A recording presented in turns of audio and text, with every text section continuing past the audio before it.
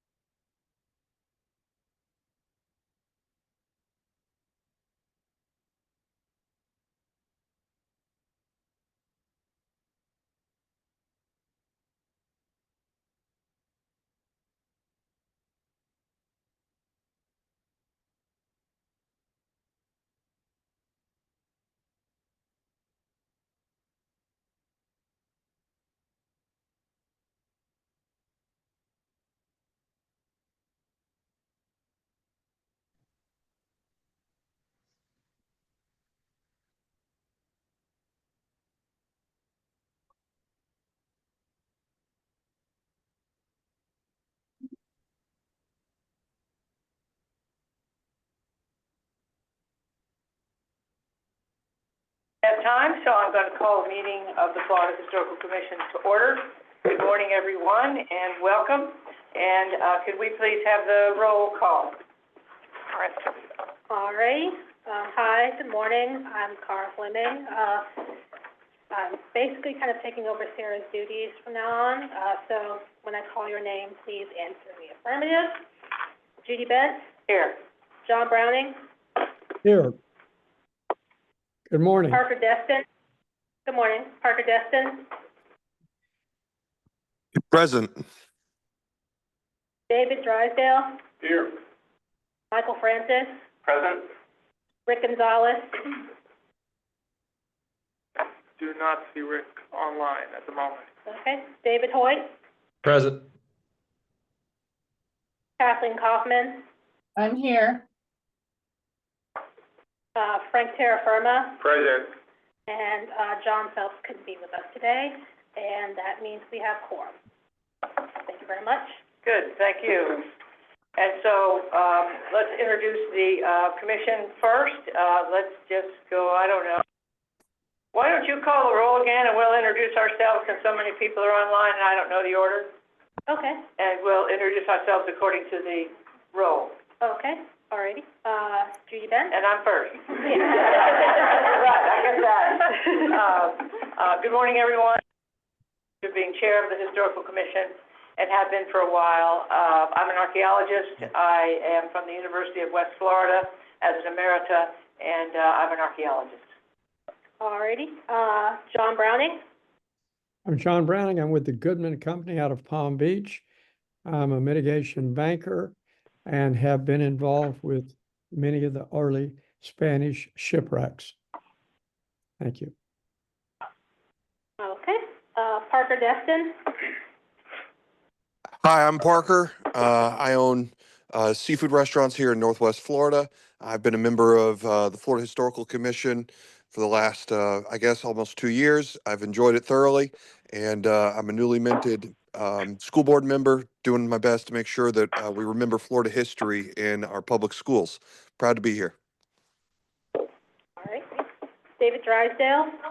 I'm from St. Augustine, representing the St. Augustine Alligator Farm, one of the oldest attractions in the state of Florida, established in 1893.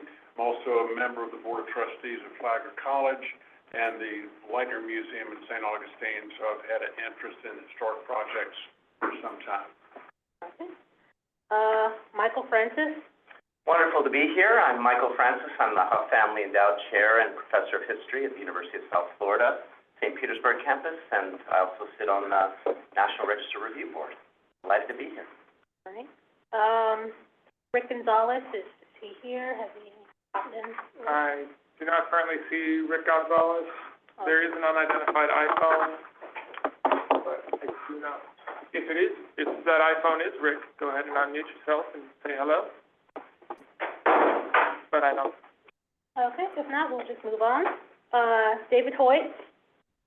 Hey, I'm, excuse me, David Hoyt. I'm the Executive Director of School Boards for Academic Excellence and co-founder of Cornerstone Classical Academy in Jacksonville.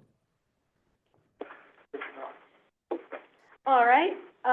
And Rick Gonzalez is here. Please introduce yourself.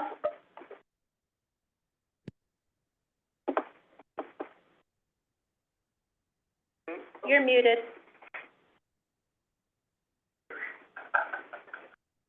Still settling in, I Morning, guess. Rick Gonzalez, President of Oh, hi. REG. Good morning, Rick Gonzalez, President of REG Architects in downtown West Palm Beach.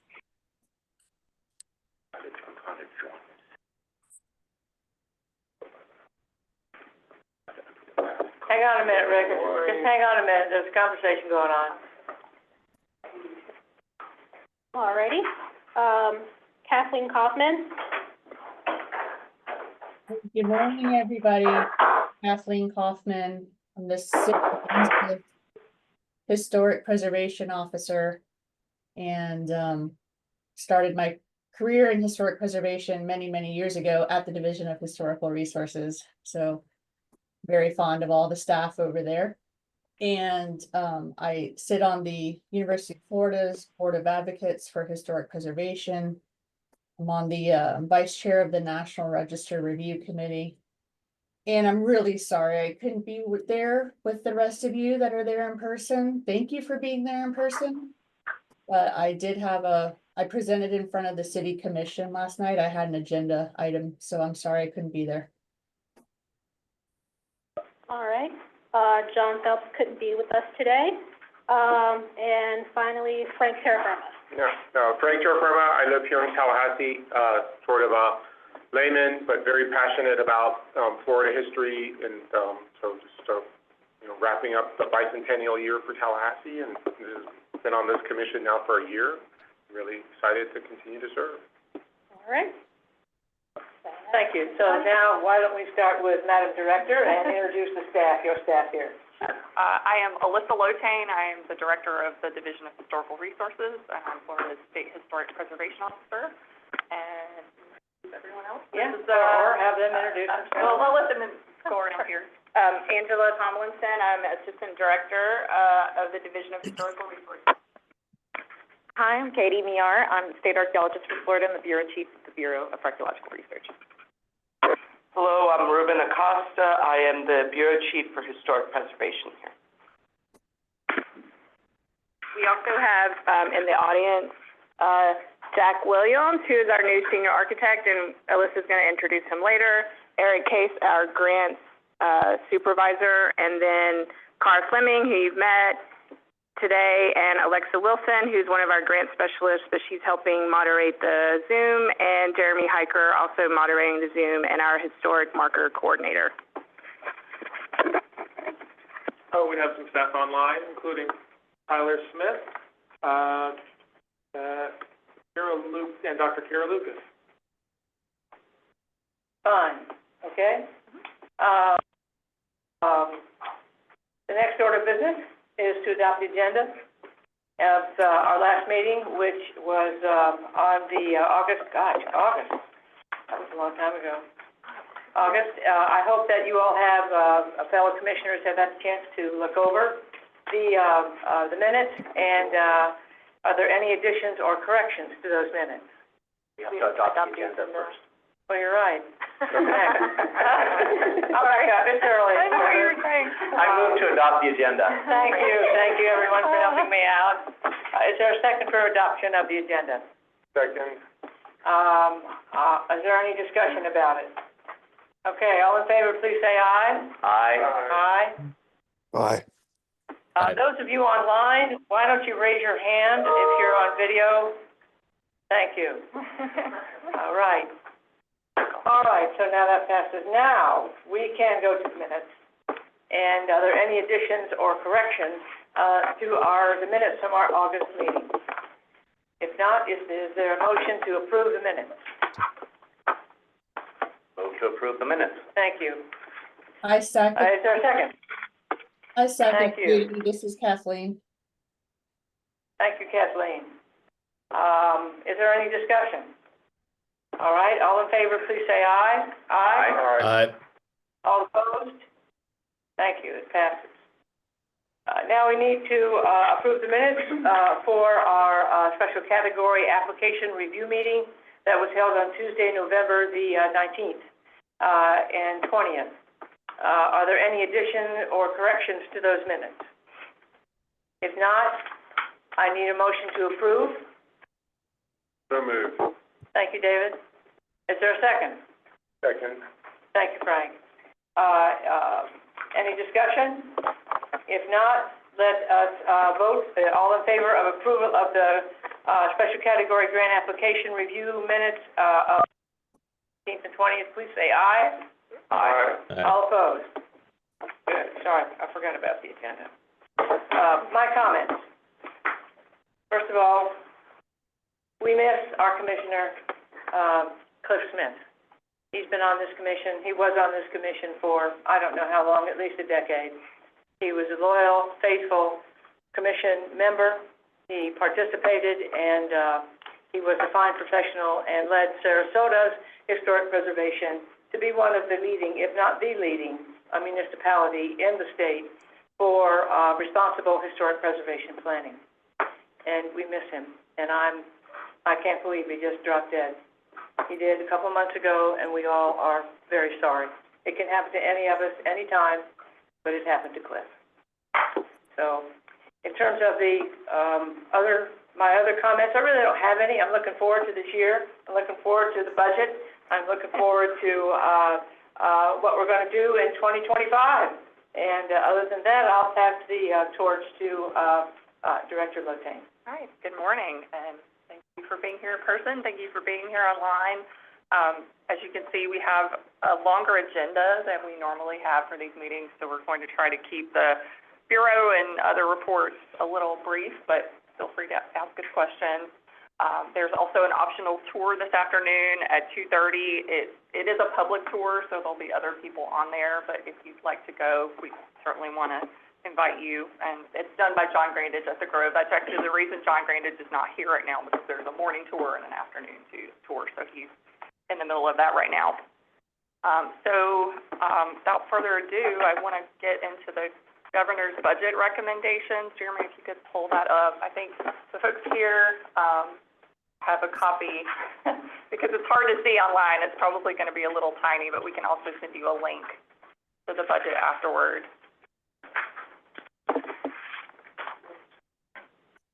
And we're actually, again, this is just the governor's recommendation, so we'll move on to the legislature to determine whether or not they agree. And you won't see the special category grants in here. Traditionally, from what I know, they have never been in the budget before. So you'll see the small matching, but not the special category. So we'll send that list up to the legislature separately.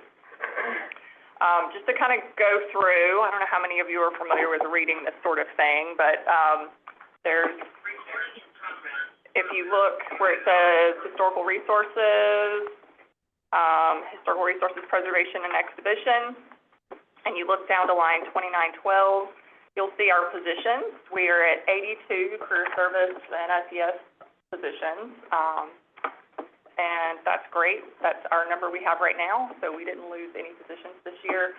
There is a slight increase in that budget number you see below because we did receive an annual raise last year. So that's the one difference in salaries. On line 2913 is our OPS employees, so those are the non-benefits, or well, actually they get health insurance, but not other benefits employees. And that money is specifically for something that came up during last session with FAPN, Florida African American Heritage Preservation Network, was put into our, what am I trying to say, our statute. So there is a move, many of you know Altamise Barnes, and so there's, obviously she is sort of retired and then retired again, and so she is really trying to build a legacy to make sure that program continues. So she has been spearheading trying to get that put under the Department of State, and this would be for an OPS position plus benefits to actually run that program. And what we have thought about doing it is similar to the way we run Main Street. So there's a lot of small African American museums, Black museums around the state, and they would sort of fall under that umbrella. So we're still, I don't expect the first year that we'll flesh it all out, but the goal is to have a position to be able to manage funds that are also in the budget. You'll see in a moment and to do that as a contracted services and provide technical assistance, to those museums around the state. So more to come on that. The next one is 2914, line 2914 is our expense dollars. That's pretty much status quo for what we've had before. If you will flip over, or if you have paper, flip over. If not, we'll go to the next page. Let's see, Angie, what was the 25,000 there? I don't remember. I don't have a note on that one. That's our general OCO line. That didn't change. Oh, okay, so the OCO is basically like any, things that cost over $5,000, equipment type stuff, so that's the same. Line 2916 is our lump sum, 500,000. That's our money that we get for properties maintenance.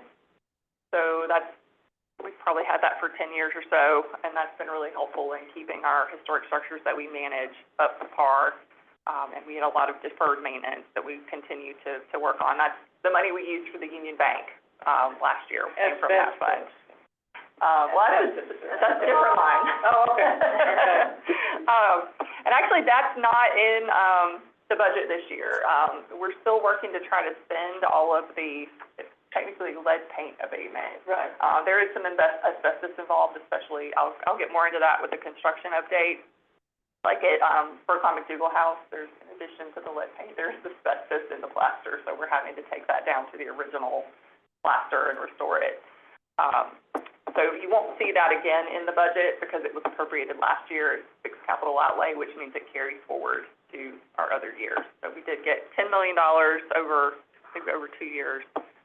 So we'll continue to work on that for probably 2 or 3 more years to get that all taken care of.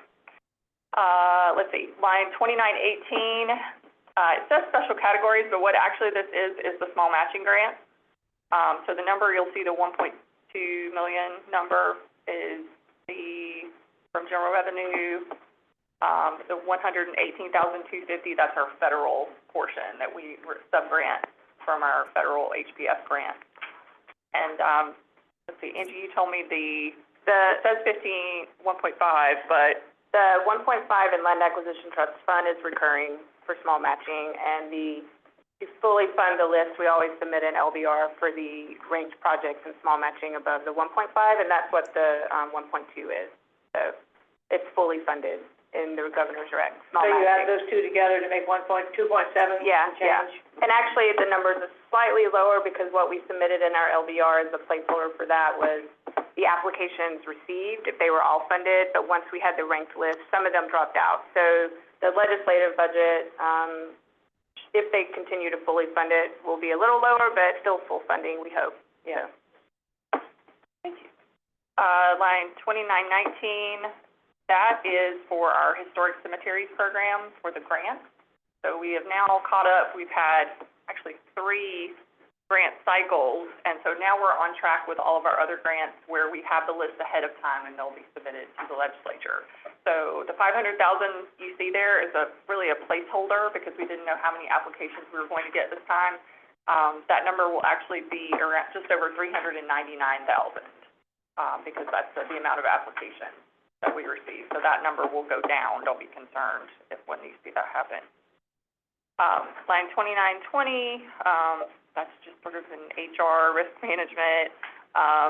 Let's see, 2921, again, these are just operating sort of stuff. And then data processing services, that's the pot we buy computers and things like that out of, software. Line 2923, historic structure renovations. This is new, $3 million. This was a legislative budget request through our office for the Knott House.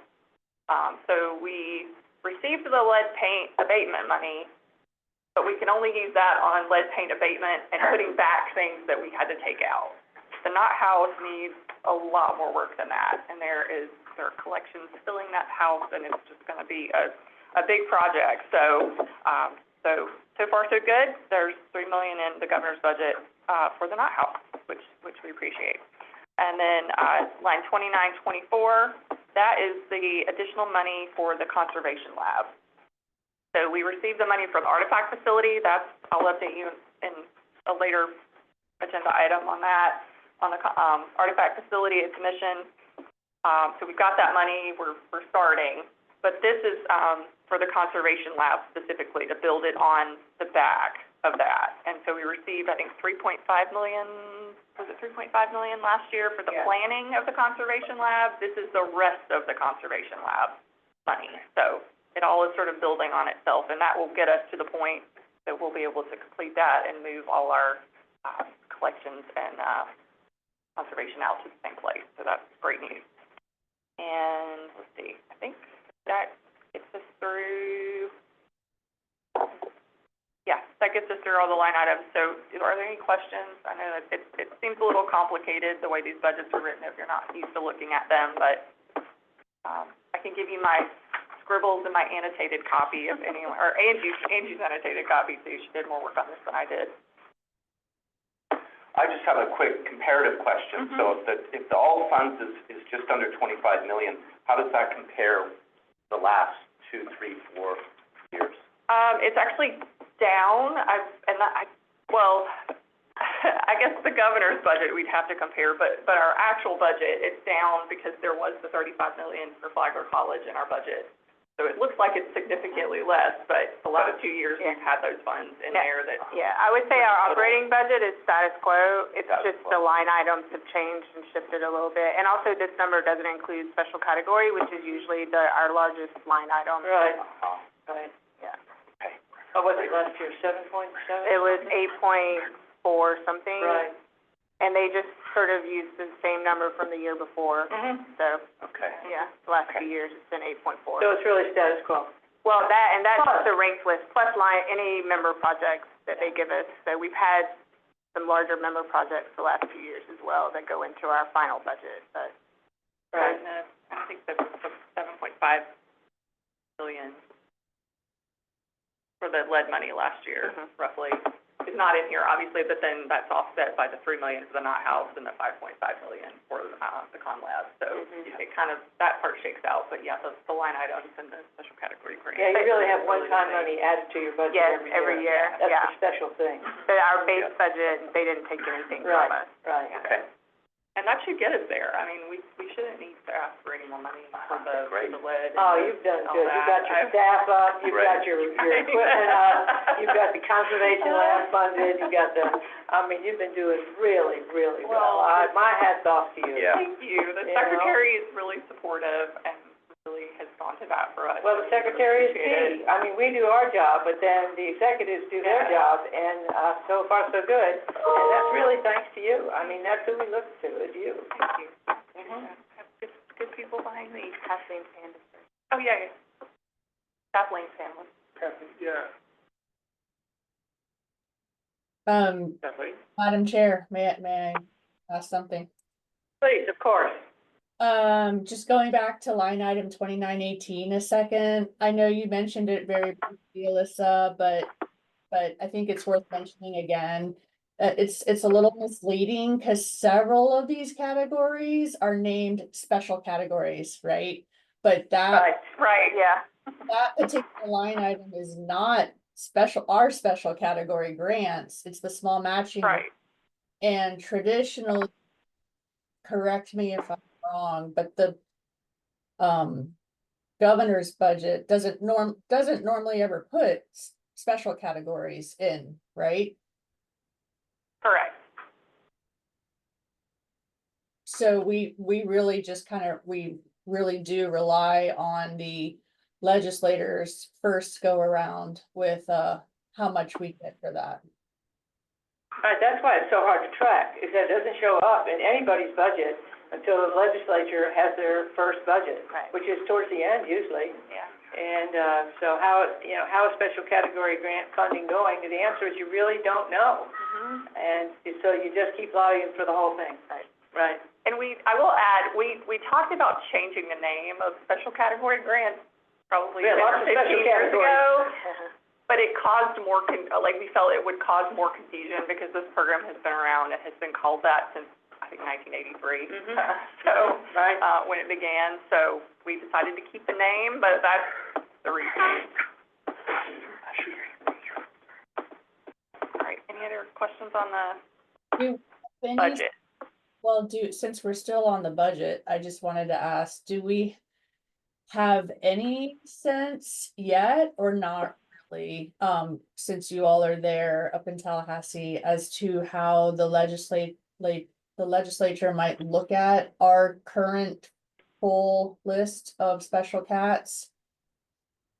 I mean, we haven't received any negative response that I know of. The grant booklet is scheduled to go, with our grant, so, yeah, like we were saying, we kind of don't know sometimes to the middle or the end of session. And again, all of this, for people listening, all of this is still on the table. This is just the governor's recommendation, so there's several more hoops that have to be jumped through. But this is a very good starting point.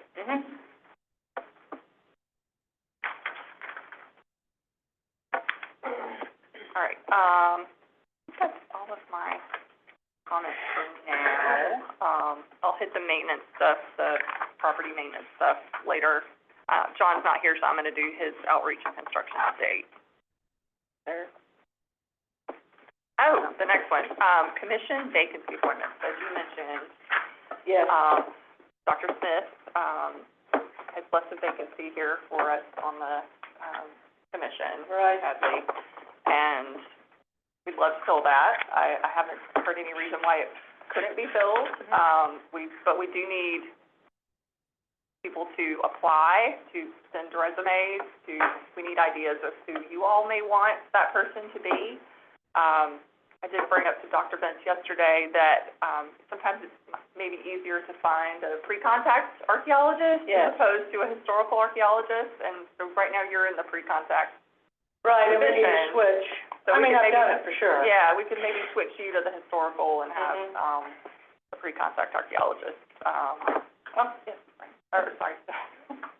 Yeah, I'll contact Florida Archaeological Council and put out a call and ask them to send it out, that we're looking for a pre-Columbian or prehistoric, as we used to call them, archaeologist, that would be willing to serve on the commission. You're really looking for an experienced archaeologist, not a newie. Nothing against them, but, you know, there's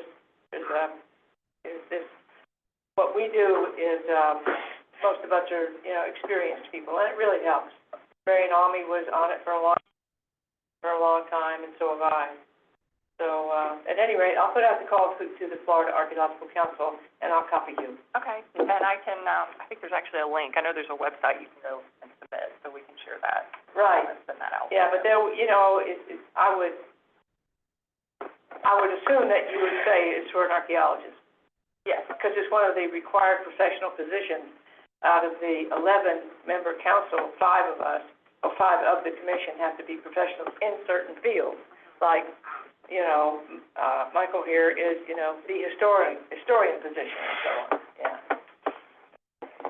Well, good. It is a governor appointment, so, right, because it's also on the National Register Review Board. Right. Right. Okay. Actually, that was the question that I was gonna ask, about who made, you know, is this, who has the appointment made or the position filled, and the governor appoints that person? And I think it's a 4-year, I think those are all 4-year. Yeah, the professional positions, the 5 professional positions that the governor appoints, he appoints some additional non-professional ones. They're the National Register Review Board as well, so they have to meet certain professional qualifications. Oh, yeah, and yesterday at the National Register meeting, I introduced Jack, but I wanted to introduce the rest of you too. Jack Williams, we actually have an architect now, so we are really excited. I'm sure Jack is overwhelmed by our letter. He's like, what? We're so happy that he's here, and, you know, I know Rick wanted to actually be able to sit down with him, so Rick, when you're here. Can we see his face? What does he look like? He looks very distinguished. Tell him to friend me on LinkedIn, please. Friend him on LinkedIn. That's what he said. I'm on it now, I'm retired, but I haven't updated it yet. Well, Jack, welcome to the staff, and we really have been waiting, as you know, for a long time and doing without. And I 4 know years. you've got it back on. Yeah. And maybe Rick will find something else to talk about. Yes, At the commission meetings, now that he's happy camper. And, but anyway, welcome, and we look forward to working with you because most of the properties that we handle are historic structures, that are above ground. So, thank you for joining the team. All right, thank you. Yeah, so we'll get Jack is not only involved in grants, but also in the state properties Of that course. we manage and some compliance review projects every now and then. Yeah. Tax credits. Tax credits, Tax historic credits. tax credits, so, yes, it's great. I've got tears in my eyes. This is wonderful. Jack, literally every single meeting we have, Rick is, us about when are we getting an architect? When are we getting an architect? And we have needed one so bad. All the reasons that I'm sure you've already filled in on, but we're so excited to have you here. And I'm sure you'll be meeting very quickly once the word gets out. I'm sure a lot of the top preservation architects from our state are going to be calling you. Some of them are on this call right now, actually. They're going to be inundating you because we're all Don't scare him. in a good way, Jack, in a good way. Inundating you because we're all so excited you're here. So welcome. Yes, okay. The next item on our agenda are the committee reports, and the Bureau of Archaeological Research, and Dr. Mayar, if you would bring us up to date. Yes, I'd be happy to. You want me to do it from here, or do you want me to? Okay. Yeah. Yeah, go ahead. Okay. Come on. Can I see you online from the podium? I don't know if they can, no, I don't think. Okay. That would be nice. But I'll keep Yeah. it brief because I know that we want to go over grants but I am excited to announce that we are almost fully staffed within the Bureau of Archaeological Research. It's an exciting time. We just promoted Dr. Jason O'Donohue to be the head of our Public Lands Archaeology program. Jason brings 20-plus years of professional archaeological experience in the Southeast, and is well-published. He even has a book out, and he's fantastic. He's already doing wonders with that position. And then we also have our new NAGPRA position is starting. So we really appreciate the support from the legislature, and the governor and the Senate, to make that happen. So she starts, March 14th, so we're very excited about that. Who is it? Her name is Taya. Tina Copeland, and she's from the Southeast Archaeological Center originally, so doing NAGPRA over there. So she's been great. And then we also have a new underwater archaeologist, historic shipwreck archaeologist, which is something that we've needed for a while. So we're very, very excited about that. Her name is Josie Ketton. Ketton. Yep. And so she's already been that's great. She's from the University of Miami. So we are getting really close to being Good, that's great. although now we're going to have to replace Jason's position, but such is how it usually happens. So I wanted to go a little bit quickly into our conservation lab. So we're very excited to see the budget for the conservation lab in the governor's budget this year. It's very important that we get those funds to actually build this building and build it adjacent to the new collections facility. I mean, right now we still have a wonderful conservation lab here in the Gray, but it is from the 1970s. And so it would be wonderful to also have them in the same place. Moving artifacts would be so much easier, and also it'd be great to show the public what we do all in the same place, show them how when it goes from conservation then to curation and to exhibit and the flow of that. So we're very excited about that.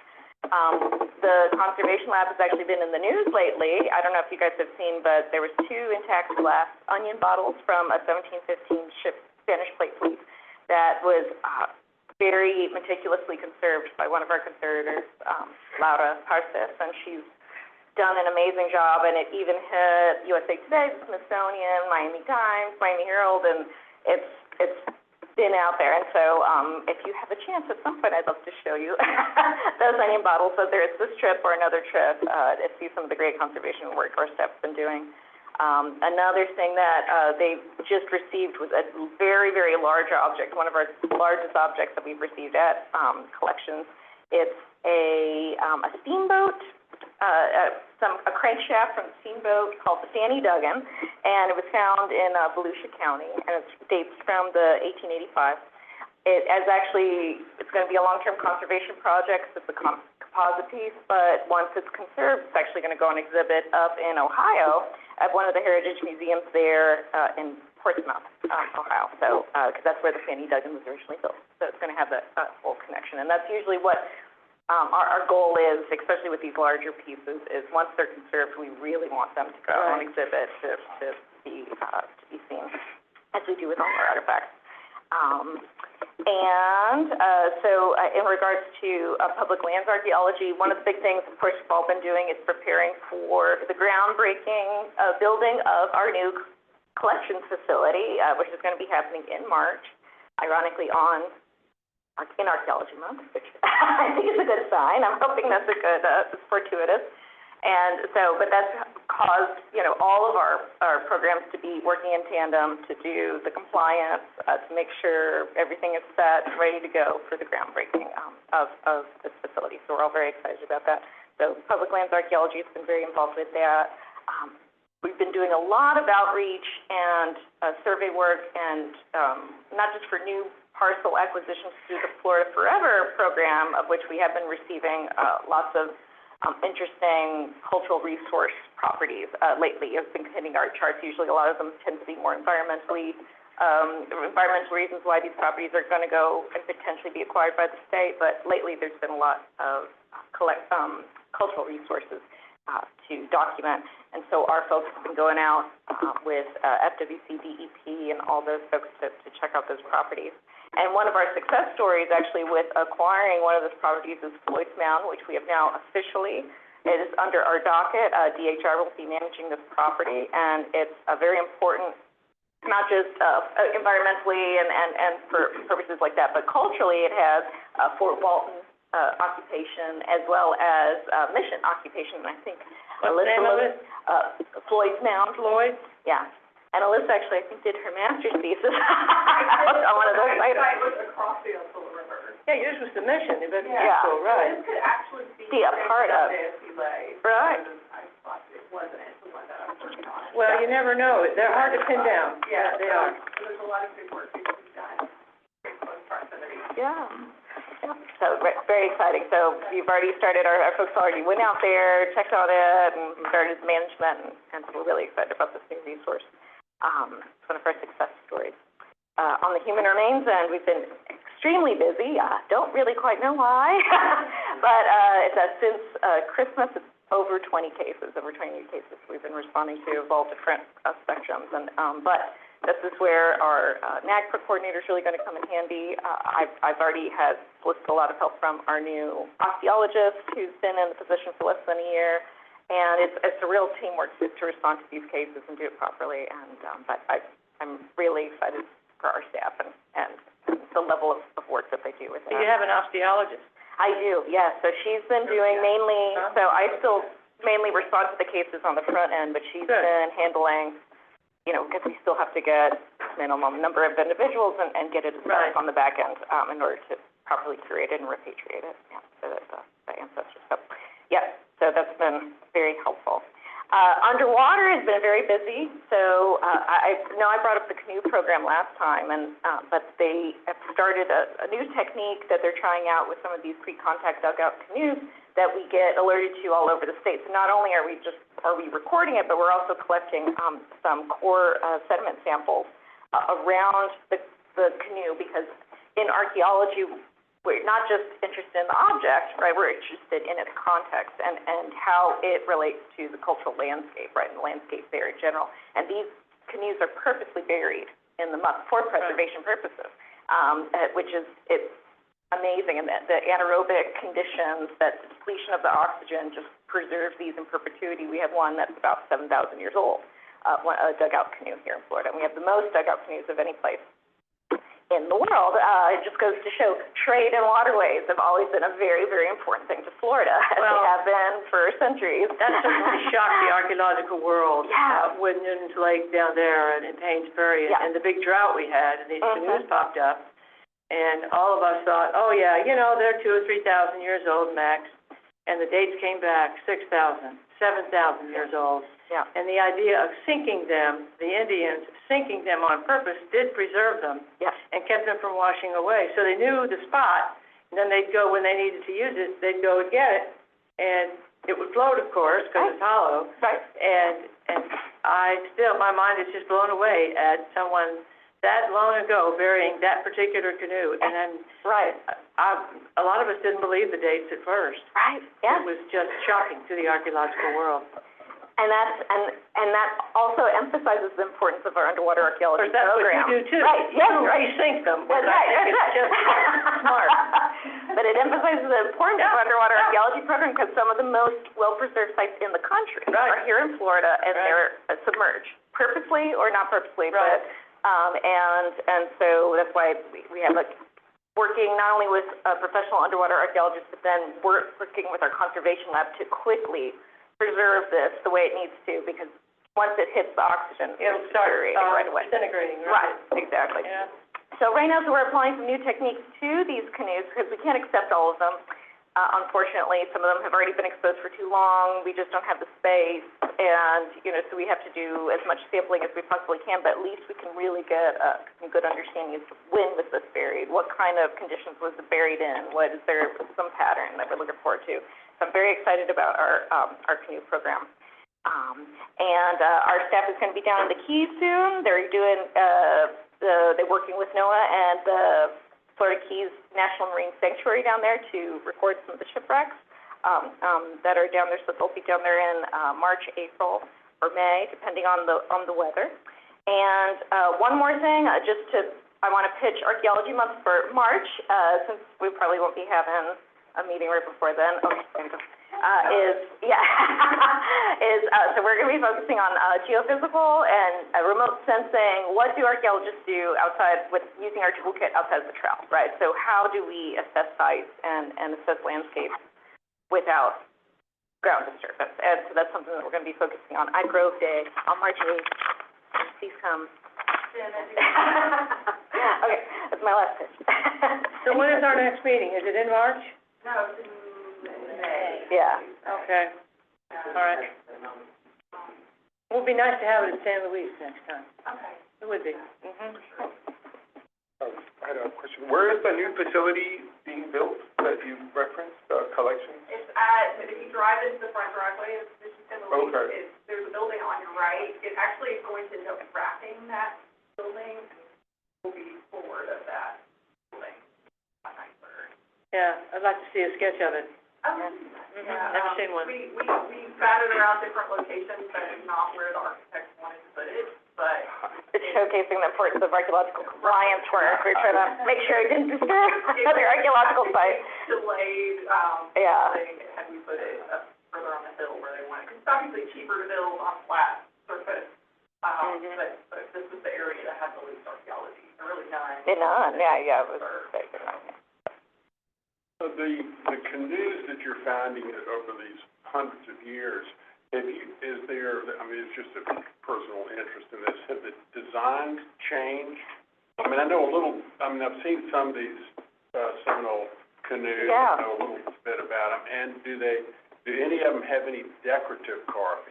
That's a really great question. So the design of them has been very consistent over time. And actually one of the big differences you start seeing is when it hits the historic period, when it's still done by the Seminole tribes, but then you see modern metal tool work where it's a little more graded. Before it was a lot of burning with shell scraping to create these, and they're very long. It's almost thinking kind of more like gondola style, because it's not necessarily meant to transport people, it's meant to transport goods.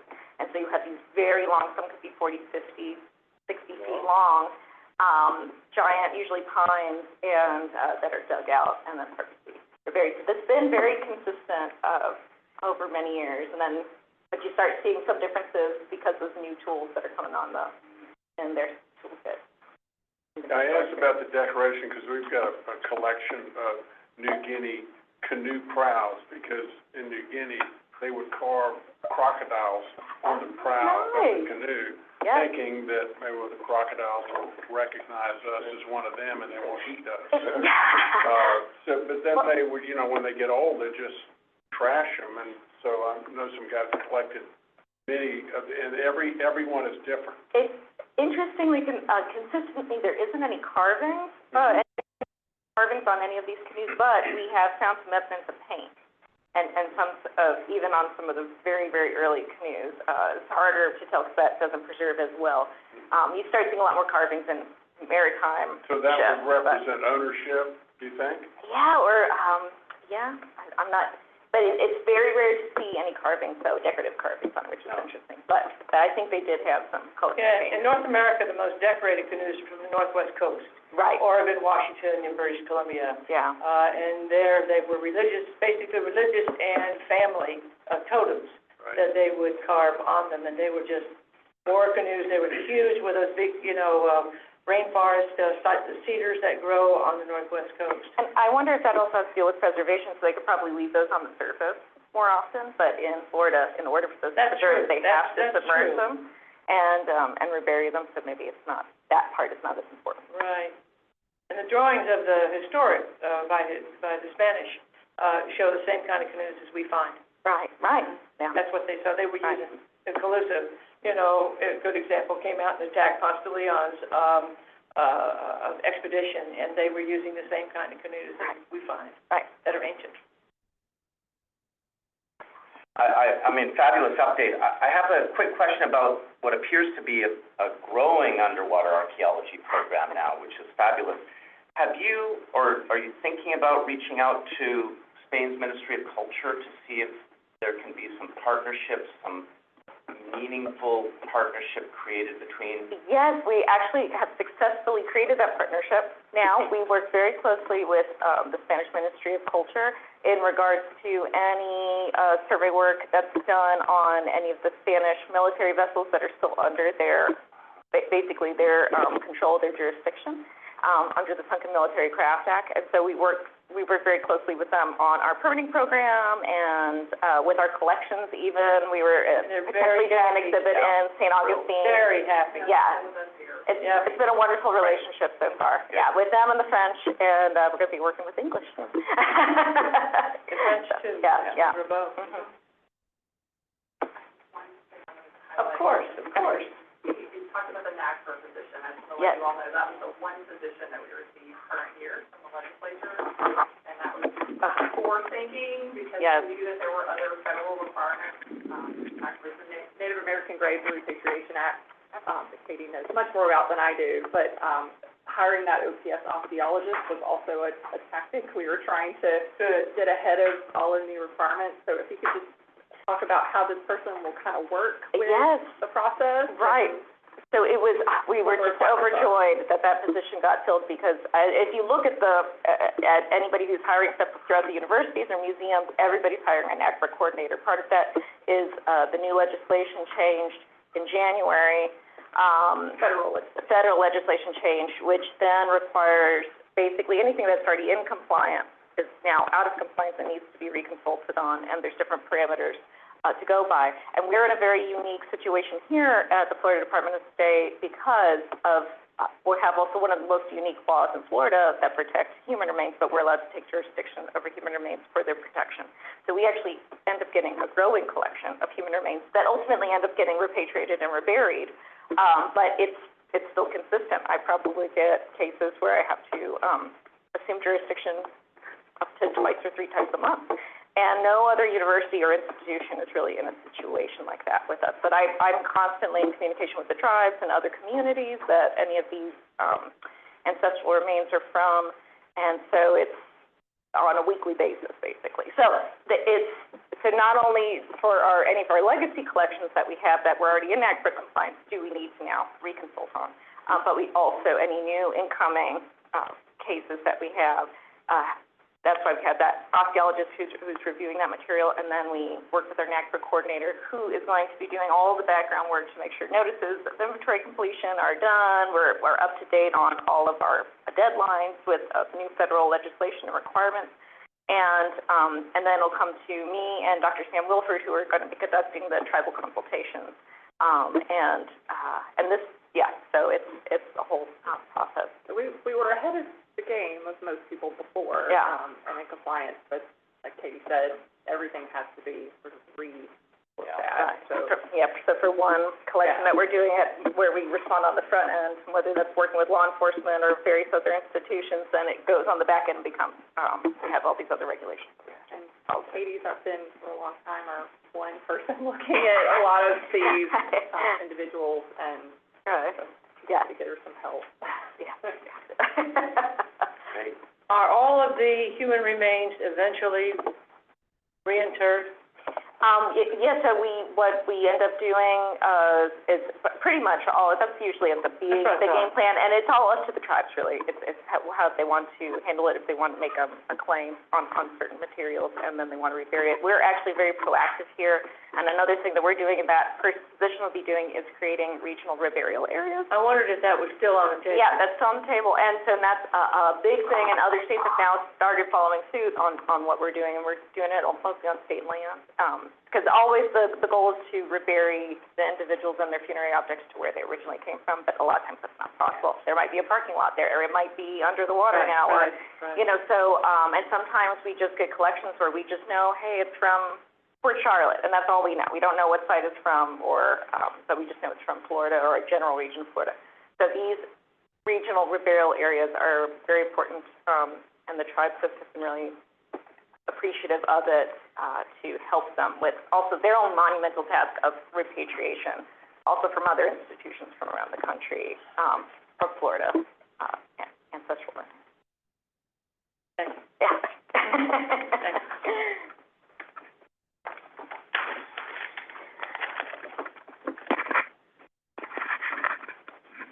Now, Ruben, Bureau of Historic Preservation. Good morning, everyone. I'll try to keep this short. Everything's working well with BHP. I'm pretty happy with my staff. They're awesome. No big problems or anything that have bubbled up, thankfully.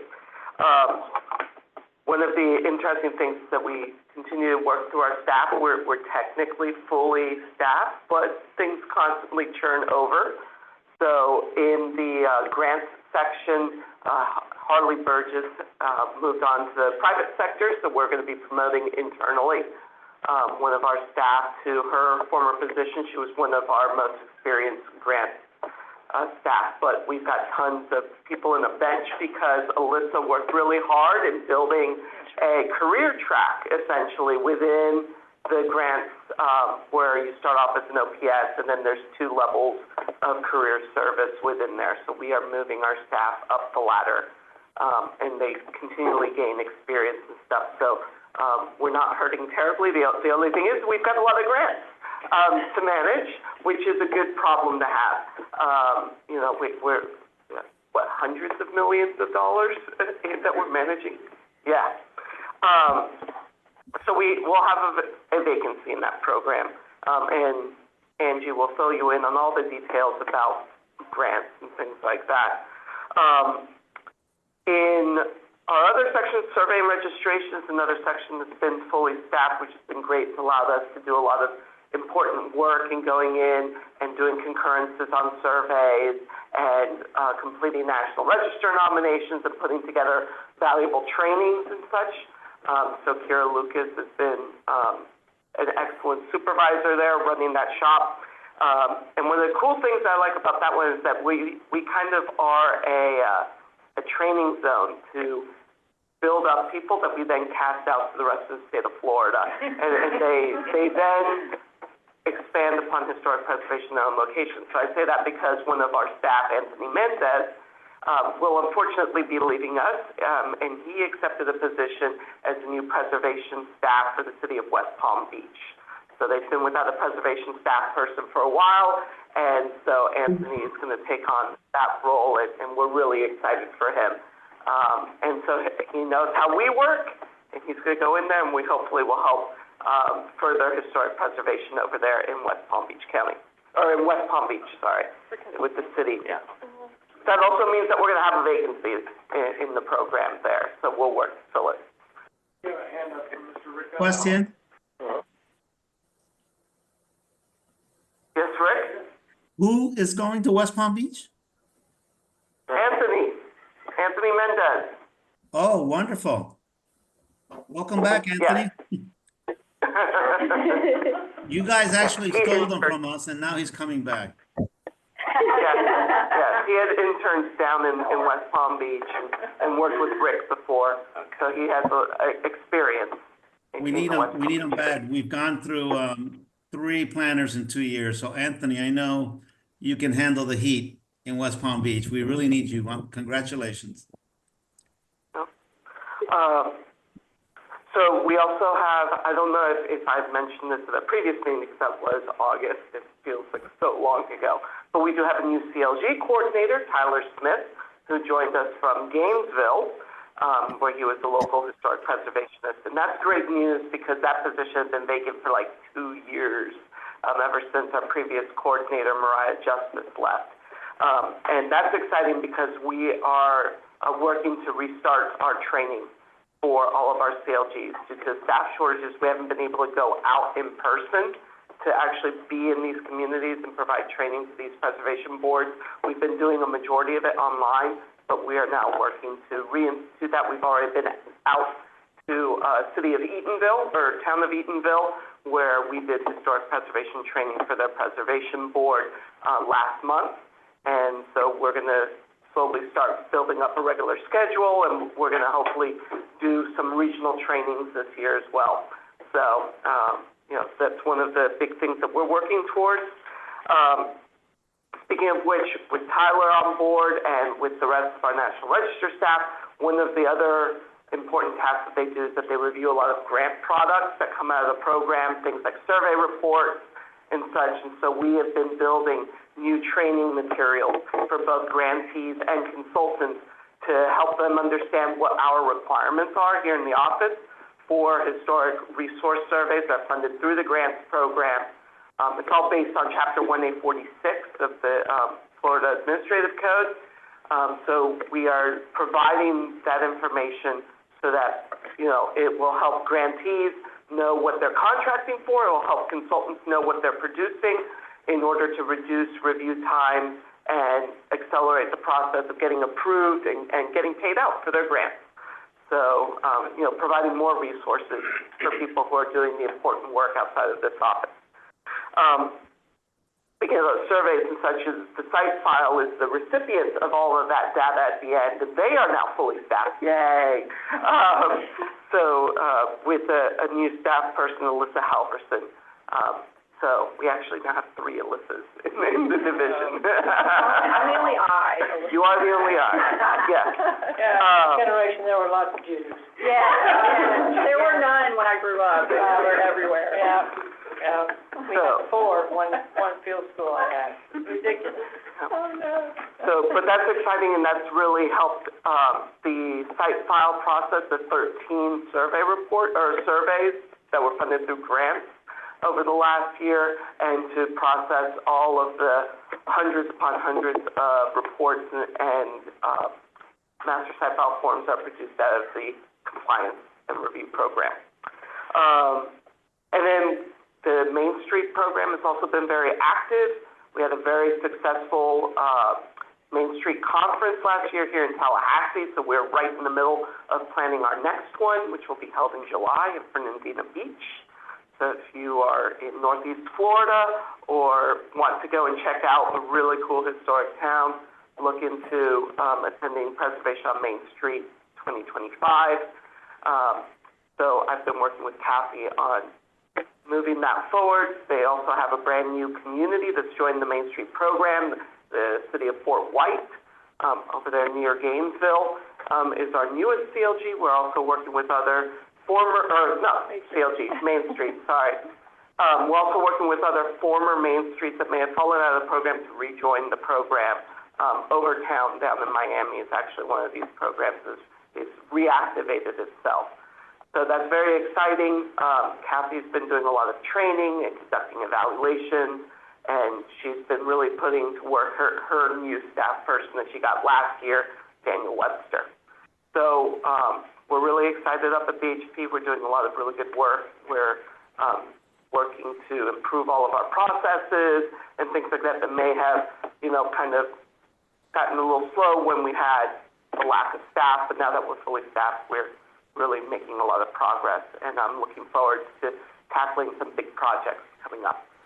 Potentially a survey of a community out the Panhandle, and that staff would do, so that way, we're not just telling other people how to do things. We will have the experience, Good. how That'd be good for your staff. Yep, Real to be good. out there in the field, and to learn how all the technology works and all that stuff, so that's going to be exciting. And then we continually have really interesting National Register nominations coming in, and Main Street's always super interesting and active. All right, any questions? I had one. When you have an archaeological survey, does BAR review the reports? That's what I thought. Yes. That's all. Sometimes Kelly and Right. When you announce the position, the grants position, would you mind sending that announcement to the board so I can share that with students and others who might be interested in applying? I'm not sure they always check the state site. Sure. Okay, thank you. No, they don't. They don't. I was trying to be. We can't send you all. Right. You have to give it to them. Yeah. Any other questions? Listen, Well, Thank you, Ruben. Oh, Rick has a question. not a question. I just want to thank you, Ruben, and staff. We have several grants that we've been working on, a couple of them in Mariana, which is far away from our office, and you've been very helpful. We really appreciate it. And you all are about customer service, which is really the most important thing. We try. And that just reminded me one thing I accidentally forgot. We have been putting Jack to work. Okay. So he's actually been instrumental. Our staff has been training him in all the processes and stuff, and he's already been catching things that, an architect's eye That you wouldn't catch personally, right? So that's great. It's essentially cleared out most of our grants review backlog in terms of plans and stuff. Not all of it, but we are much closer to being up to date than we were. That's great. So that's excellent, and we are up to date on our tax credits. So that's all, Really good important. news, and we're really excited for Jack to be working with us. So, all right, thank you. You can never leave, Jack. You're You're stuck. the linchpin. Not before I do. Jack, you can't leave. Right. Madam, through the chair. Or if you do, find your replacement. Yeah. Kathleen, calling you. Madam Chair, may I? Yes, please, Kathleen. I just wanted to thank staff. Every time we get these committee reports, archaeological research and historic preservation and museums, when John's around, it's unbelievable the amount of work you accomplish with the staff that you have and the breadth of things going on in the state of Florida is really astounding. It's wonderful. And again, just, I don't know, please use it as best as you can to help get this word out to other people. I think all of us, each and every one of us who are members of this Florida Historical Commission, it's part of our duty, to kind of just really promote the programs and the good work that you do at the Division of Historical Resources.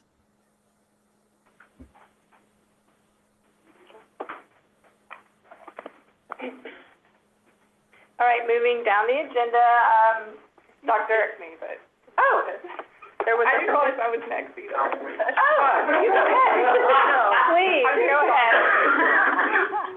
Outreach and construction update. No, We'll go ahead, that's all right. Oh, okay. Well, I'm going to give everyone's favorite update on the grants program, and then later there's more grants discussion, and I'll be up here for that too. But just right now, just our general update, which this time of year is pretty short. We have done all of our grant review panels for fiscal 26. We discussed the budget a little bit earlier. So right now, the governor has put in full funding for small matching, which would be 58 projects total. So hopefully that continues with the legislature. Special category, which is not submitted to the governor as an LBR. It goes up with our grant book for the whole department with grant lists in it. You all reviewed in November and ranked 46 projects. So that's the list that's going up.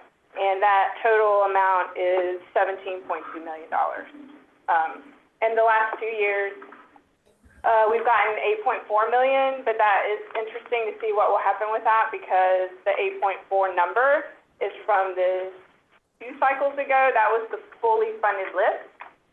And then last year, that they just gave us the same amount, which almost fully funded the list because we only sent 36 projects last year. Right. And they funded partially through 34.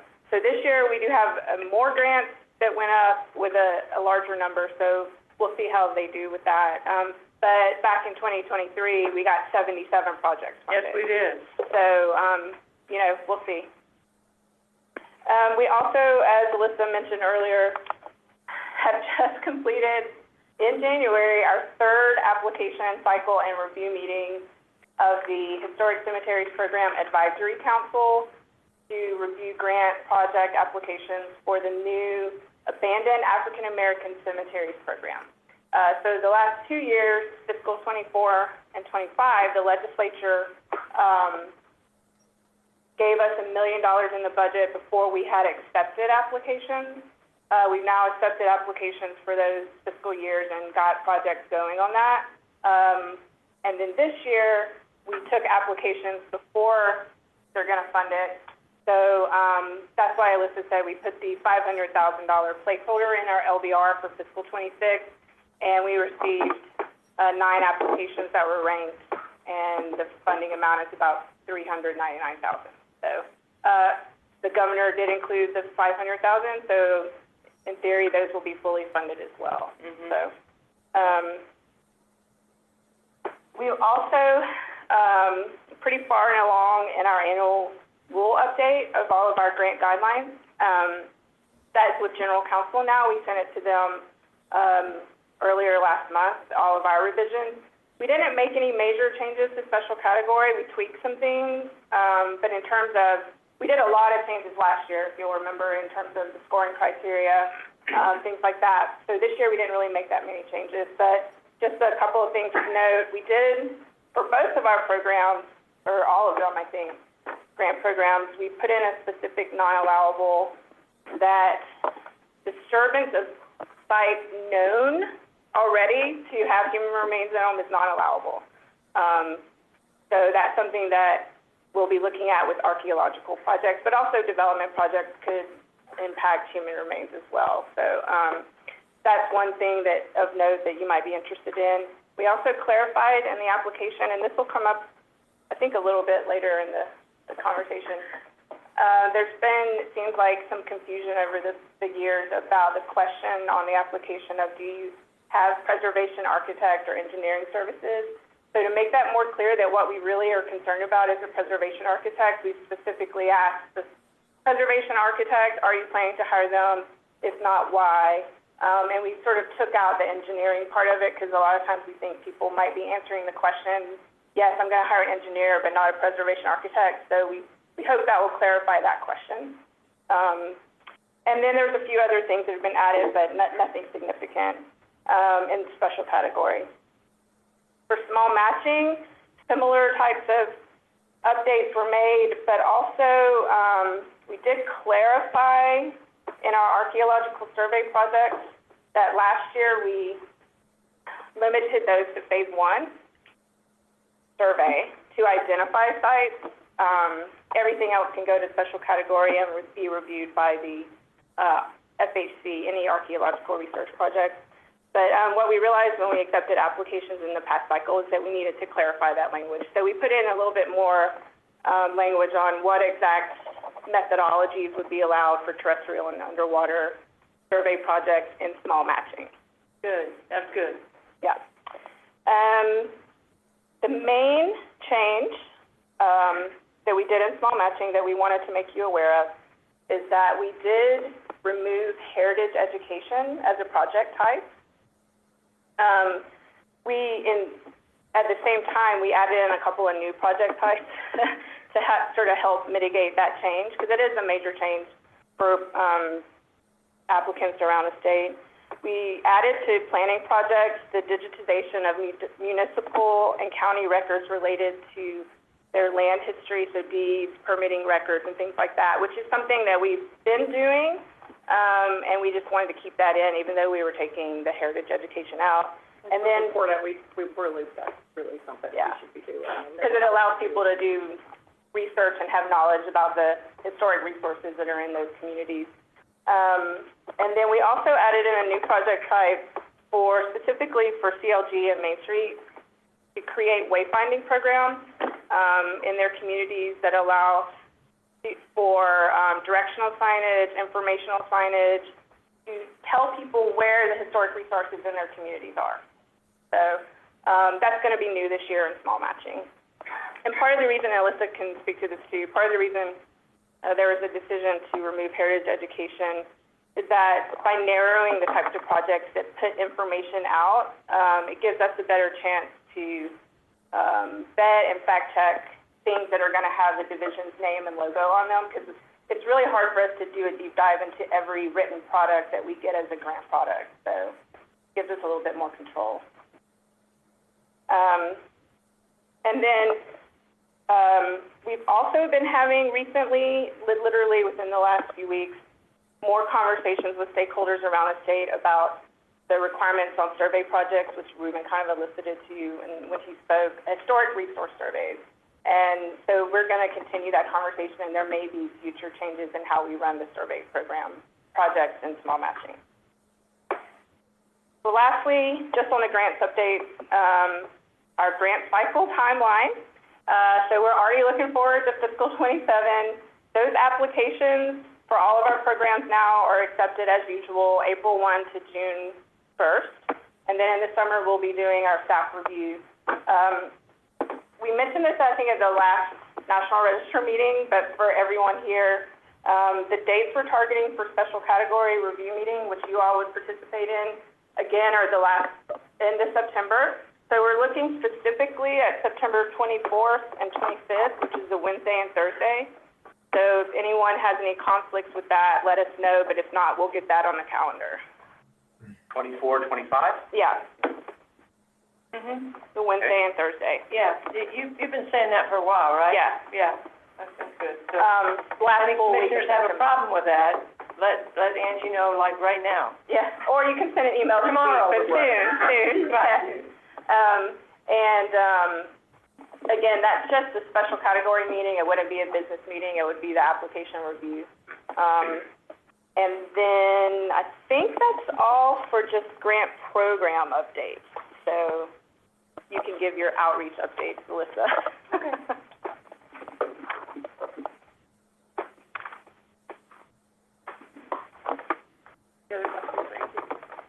Any questions on that? I had a question, and, you know, I should know the answer to this, and I don't. Does the small matching or special category grant is renewing curating a collection, and I don't mean for the first time. I mean older collections that are in the wrong kinds of containers, that are very special collections. Are those eligible? I don't think we've ever funded that type of project. That's what I thought. It's just research, and you know, conservation of collections or artifacts that find during research, during that grant period, but future conservation, we've never funded that to my knowledge. I'm not opposed to it, I just, it never came up. Well, I would love to see more of that. I mean, that's something that we're big proponents of, especially with all this effort to conserve and curate material, and I would love for more archaeologists to. Well, we've got a do more collection research on collections, that yeah. we excavated about 40 years ago, and it's just a significant collection. And of course, it was analyzed and cataloged and put into right containers and the right shelving at the time, but it's not now. Yeah. And there's a little bit of research interest, which is popping up, and our curations managers, collection managers says, you know, it just is in bad shape, and I wanted to ask if that would be considered as an activity or something that would be sponsored. And the answer is maybe. Maybe. I would see it more maybe in the small matching category, and I know it's 50,000 that we've talked about potentially. I want to get everybody's hopes up of potentially increasing that number, been that number for a long time. And that's because the special category is fixed capital outlay. Yes. And I know we've wedged the archaeology projects in there, and they've been in there forever, but we try to stick to construction and like constructing large museum exhibits. Right, that sort of right. thing. But curation is one of these, you know, nagging issues that archaeologists across the world have. And if you don't look back at your collections that were well taken care of at the time, but now need to be redone to protect them for the next 40 years, and it's expensive. You know, this is a large collection. But anyway, so I'll talk to you a little bit more about that. But I was just wondering in general, for the archaeologists across the state, which are very active, you know, even though the state can't take them, of course, even when they're compliant, is there the grant program, could it offer help and assistance for the proper curation of them around the state? I think if we were to add that, that would be something we'd have to have a lot of conversation about, of how to design that project type, what would be allowable, non-allowable, things like that. So, I mean, in the future, we could do that. I mean, you mentioned my thesis earlier. My thesis was on a collection from the 1970s. Right. Early 70s. Yeah, I know. I read your thesis lately, yes. Thank you. Yeah. So, yeah, I'm very much a supporter of. Yeah, we'll have a conversation about it, and it might be appropriate for the commission, you know, once we maybe work out some details of it to see how the commission feels about adding that as one of the types of grants that we would consider. Mm-hmm. Good, thank you. Mr. Tomlinson, I just cut out just as you were talking about the special cat meeting. What's the date for that again? We're looking at the last week of September 24th and 25th, which are Wednesday and Thursday. What you said, I just wanted to be sure so I get it in there.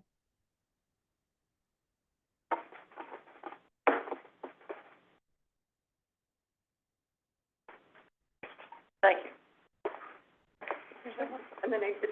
Oh, you're right, you're up. Okay. John abandoned me today. Going through his update here.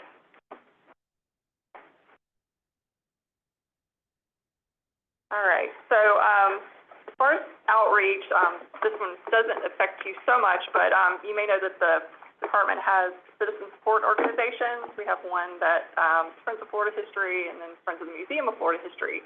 And so we've been working for some time to merge those two citizen support organizations together, because we're doing 2 audits, 2 meetings, 2 sets of minutes, 2 agendas, everything. So that is in the works, and so that would be a true merger where those two would merge together and continue to raise money and have each fund would remain in the area where it was initially earmarked. So letting you know that's going on.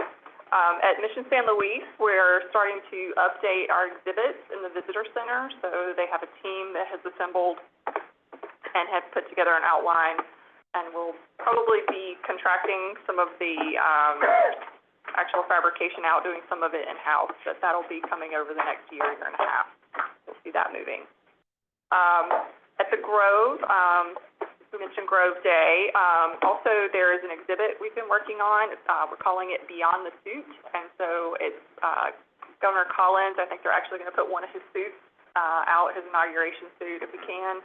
And all of his cufflinks and tie pins and all of that material, and that's interesting to me because when I worked for the department years ago and they didn't have anybody to go over and do some of the inventory, that was stuff that I worked on. I dug through the cabinets in his office downstairs. If you've been to his office, they were all sort of packed up in there. And so I want to display some things about him specifically and highlight things that we haven't highlighted before, things that people haven't seen.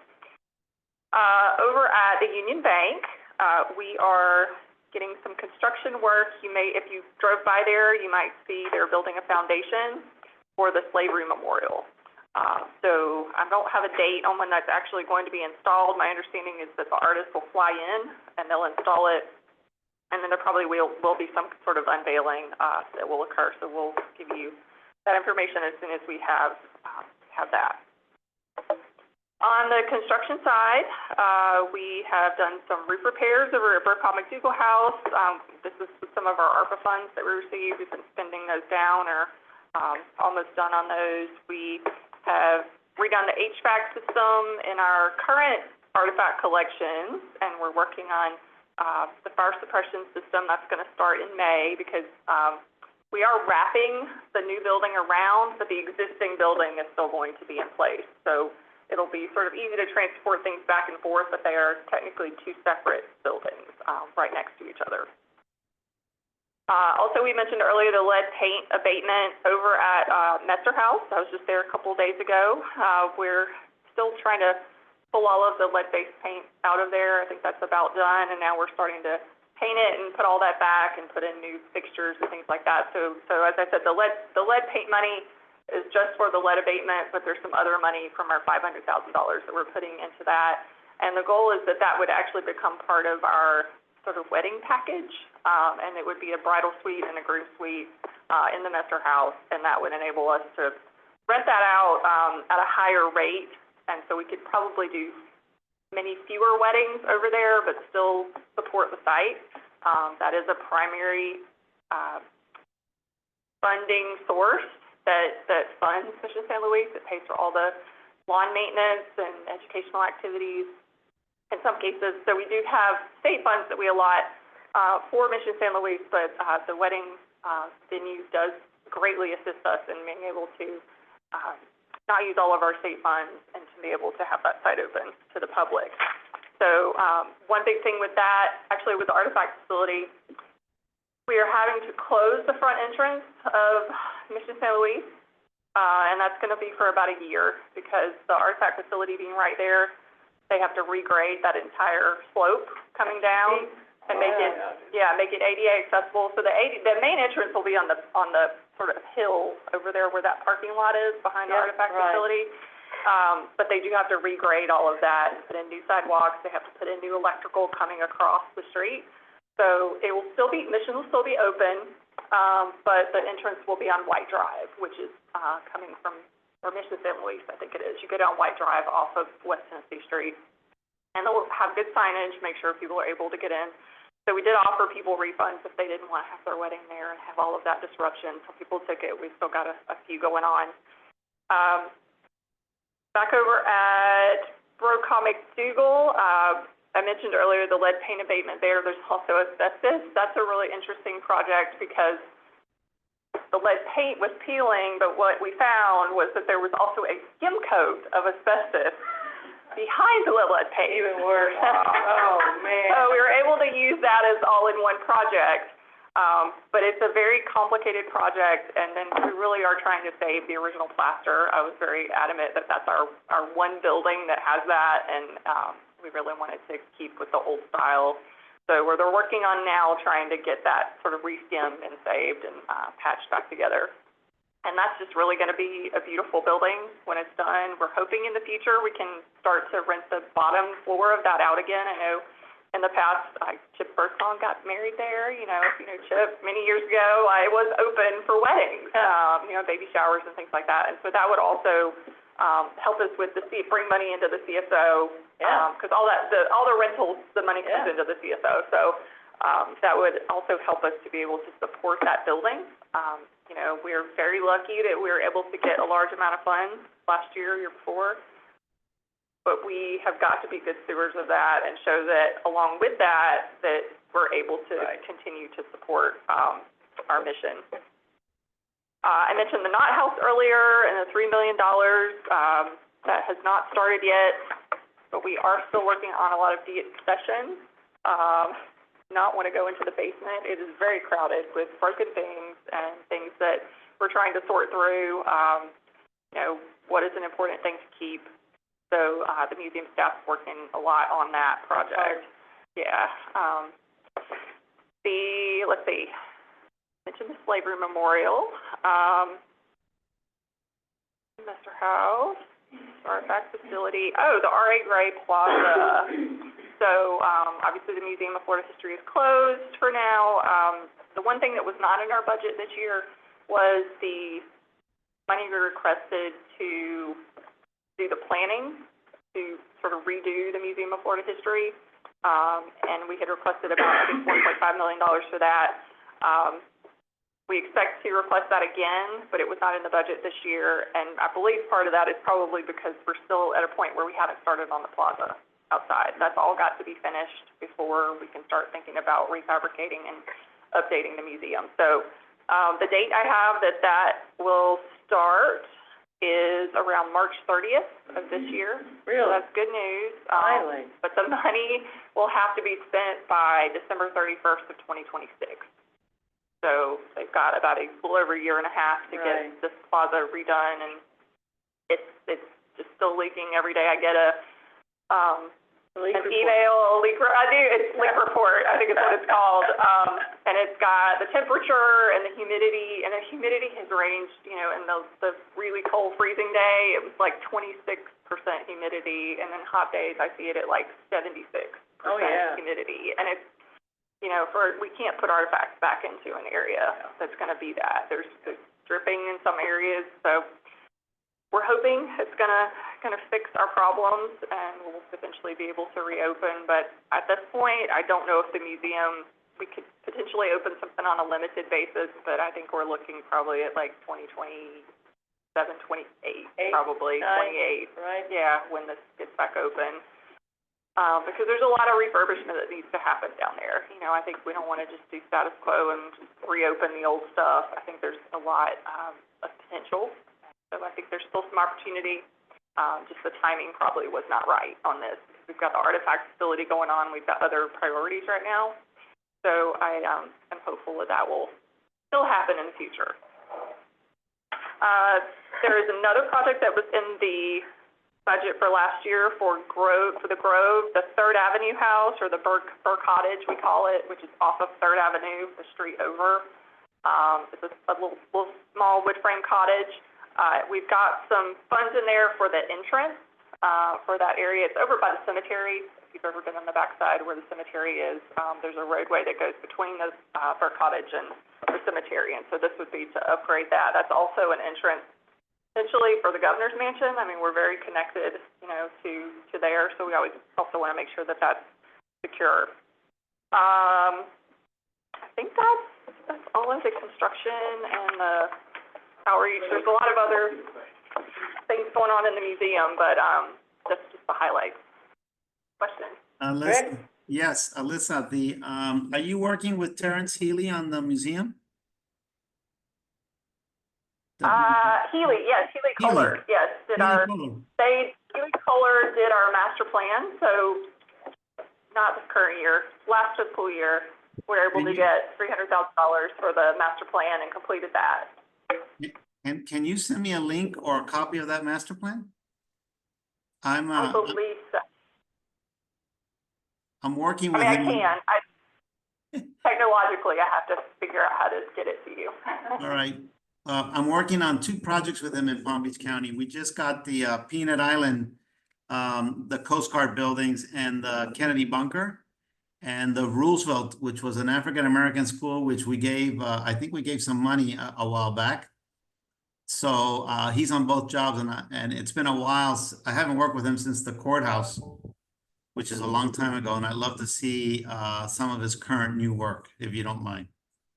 Yeah, they did a wonderful job. That's good on to hear. A short timeline, we're completely very pleased with them. And if you can get me into the Kennedy Bunker, I've always wanted to go there. He's a little bit expensive. These museum designers are, wow, 30% fee, Mark. Can you believe that?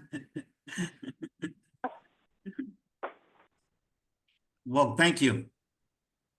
Thank you. Question? All right. Let's kick it back to Angie now. Well, really, to you.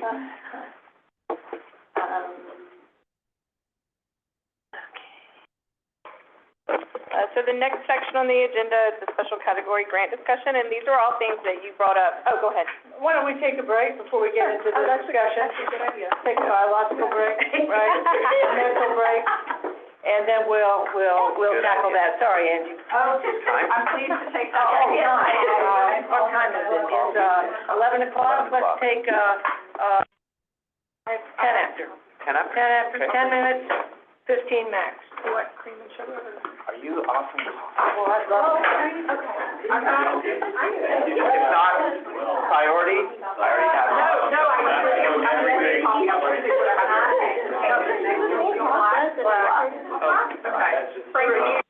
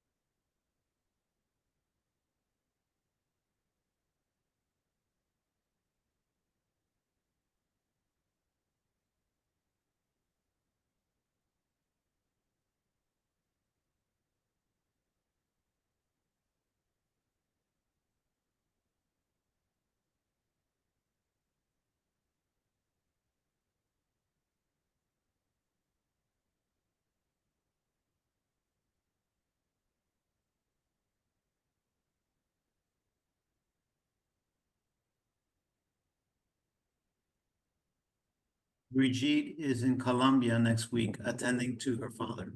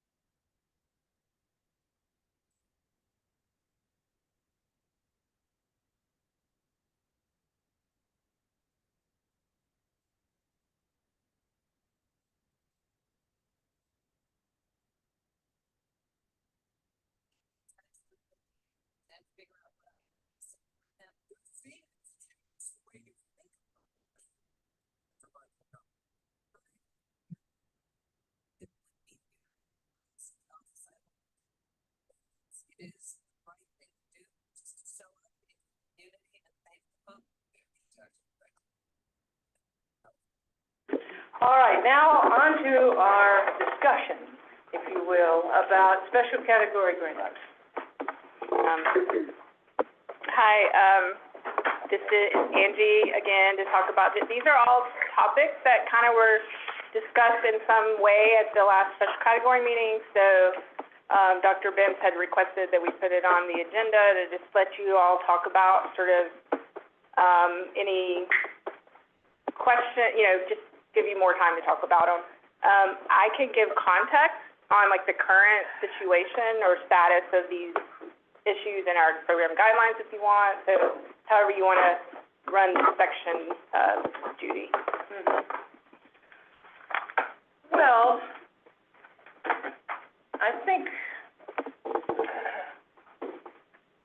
our applicants have not been held to a very high standard or strict standard, however you want to talk about it, in terms of their application. And in particular, the first two things, especially the first one, unresponsive applicant to the strict deadlines. Every time I saw that in the staff comments, which I appreciate you even putting it in there, it gives us well, I'll speak for myself. It gives me an idea that this particular grantee is not taking the process very seriously. And I think I think that our applicants should be held to be responsive to staff requests, and if they're not responsive, they are not eligible. Now, what does unresponsive mean? You know, it means not doing what the staff requested, or not getting back to them. They, the staff may say, you need to do X, Y, and Z, and you disagree, but you have a discussion about it, and the applicant is responsive to it.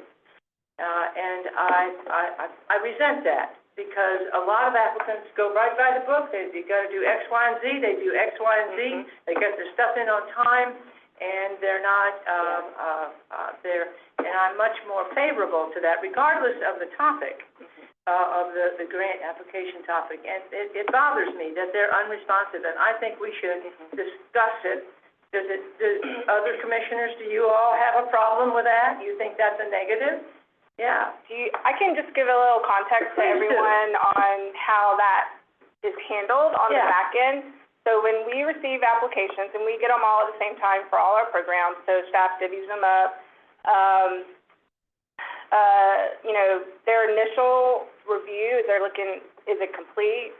Does it meet the program guidelines? Because there are some grants that submit applicants that submit applications that aren't even eligible under our program. So those are, the initial pass kind of gets rid of those. We tell them they're ineligible. But then, the vast majority of applications, then we do the technical review. And the technical review involves looking at scope, budget, do they have non-allowable items in it, is their budget not clear enough, their budget out because they just put one thing in and they don't give us the actual, because what we're looking at when we look at the budget in particular is, do they have non-allowable items in that we wouldn't fund anyway? And if so, they should ideally take them out on the front end so you don't even have to like discuss it at the meeting. Sometimes it might be an unreasonable, we look at reasonableness of cost. So are they putting something in too high? An amount, you know, in that budget for whatever item it might be, is it too high? A lot of times you see that with grant admin because our guidelines only allow 5% of the total project budget to be grant admin, things like that. So then also staff sends any project that requires a more technical review by a subject matter expert, they send it to them. So archaeological BAR staff looks at the archaeological project. If we have a museum project, we might send it to our museum staff. Development projects, we've always sent them to someone. Now that we have an architect, it's going to be Jack, but in his, you know, without an architect, we were at least having them reviewed by our historic preservation, architectural historians and survey and registration section.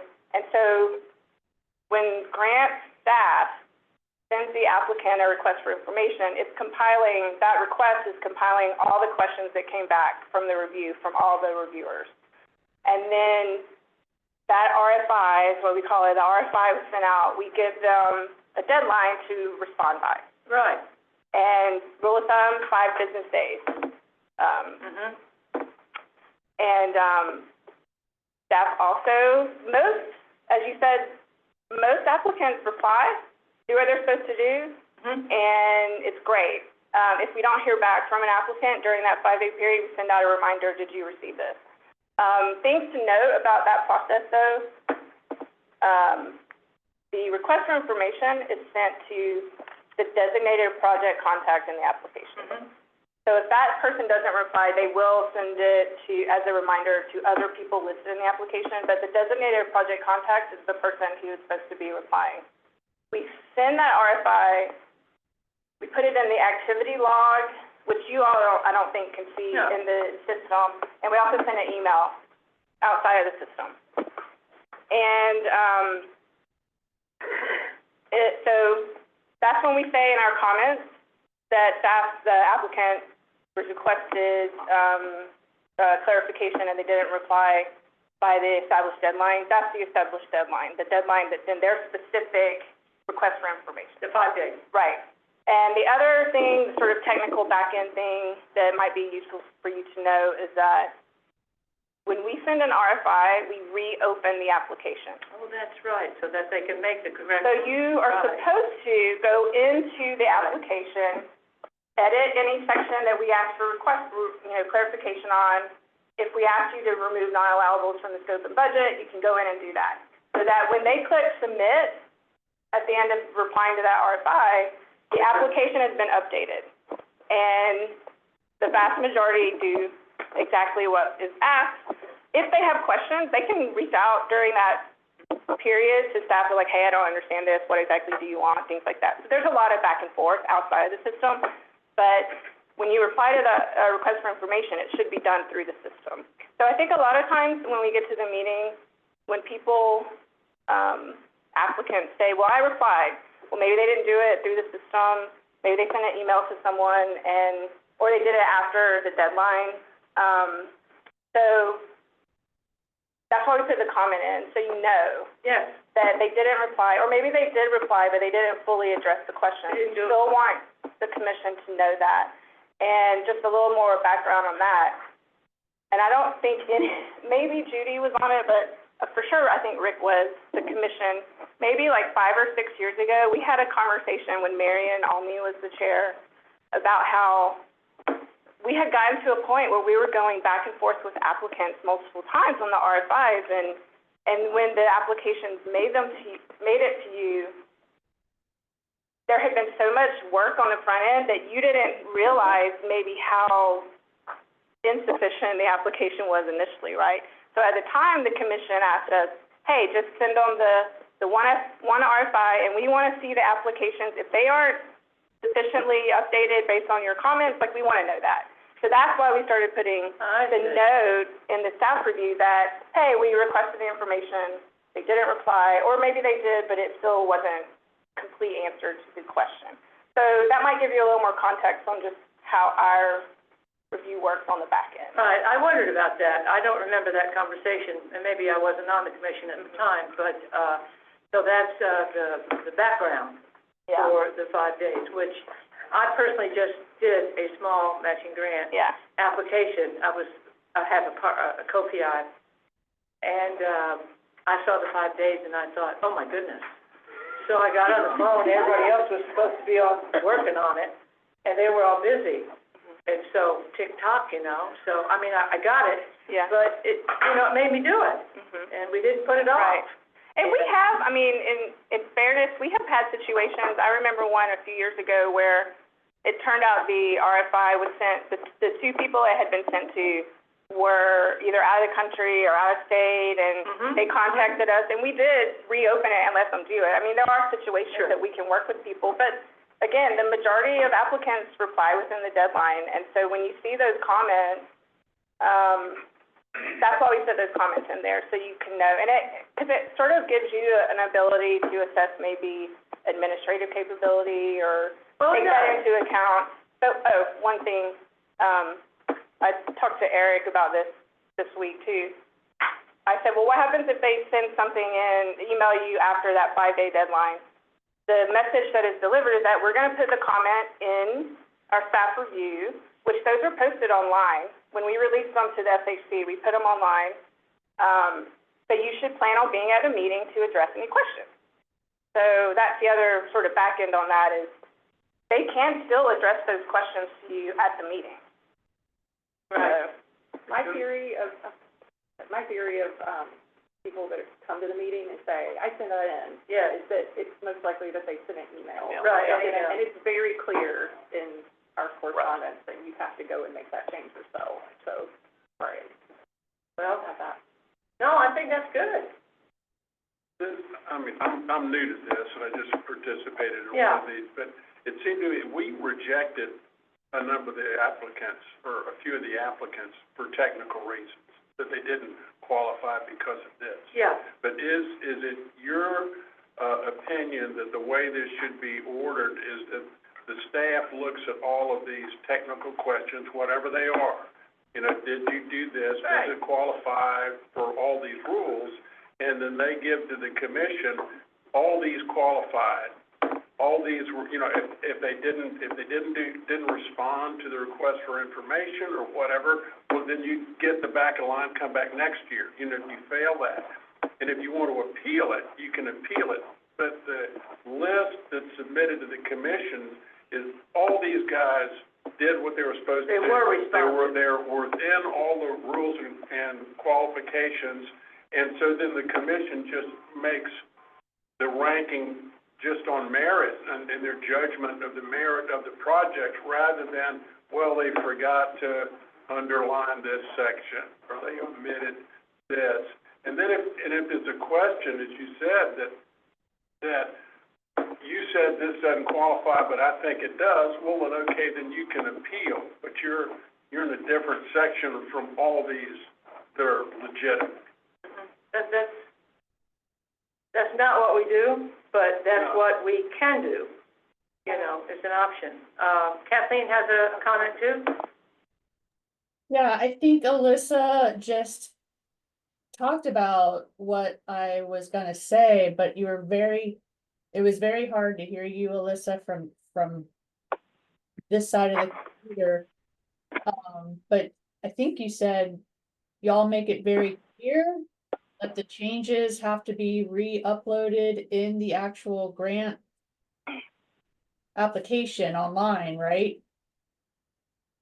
Yes, correct. That was what I said. Yes. Cause we do hear from a lot of people that say, well, we did send staff back the information, but it was more 9 times out of 10, it was just through email and they did not like re-upload it in the actual grant system. The other thing, that I think we should really kind of, emphasize again is not just like applicants should be very responsive to staff requests, but it drives me nuts when nobody from the application shows up. When we're reviewing their application. And it used, for those of us who have been around these grants a really long time, you remember that webinar wasn't even an option. And you had to come to these meetings, and it was a big deal. And that auditorium was full of people with the applicants. So now that webinar is an option, and I think in today's age and the cost of travel and everything like that, it's fine. And I don't think they should necessarily, be docked on their scoring because they can't show up in person. I like to, allow everybody to have an opportunity to speak to us, but really, it looks really bad when they don't even show up and nobody's on the call for their application. So and I know our committee has done has done really well in kind of saying that at the time when we review those applications, that we're disappointed that nobody showed up. I'm not saying we make that a requirement, but I think applicants need to know that they definitely should be there for when their items presented. Right, yes, Michael. So I'd like to get a sense from staff as well about sort of the frustration. I know how long it takes for us to read these, so I can't imagine on your end how much time is invested and if it's responsible time. I will give you an example. The National Endowment for the Humanities are far less generous than you are. If you submit something incorrectly, you are immediately deemed ineligible. You can't petition. No, the guidelines are clear. You don't read the instructions. Your application will be sent back to you.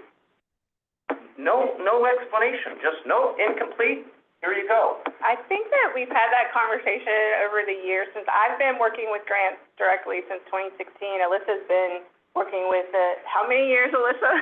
2003. I think that's a constant thing that we talk about here, not all the time, but when things like this come up, we could send the applications to you with no staff review. But no, you don't want that. You don't want that. Wait, we know that you don't want that. So then we have to do our review to see, is this project eligible, right? So by the time they get to you, we only send you projects that are technically eligible under our program guidelines. We do call some out that you never see. Yes. Well, I guess my broader point. But the other thing is, a lot of times, a big chunk of our requests for information are to tell people to clarify their scope or budget. Because sometimes we can't tell because they've written the scope or budget that's so, broad, maybe. Maybe it's too short, and we can't tell what all of the items are in there that they're actually trying to accomplish. Like if you just put in your scope of work, like we're going to rehabilitate X building. Well, sure, that's allowable under our program, but unless you give us more detail, we don't know what you're trying to do. So we have to ask those questions because that allows us before the meeting and on the front end at the application review to tell people that item is not allowable. Like if they just wanted to go in and replace all the windows, we're going to have to tell them, no, you can't do that. And so when I say we could send them to you, we could send them to you without that. I'm talking about the process before we receive them. Right. Yeah. If I get a request from a granting agency, you have 5 business days to address the following issues.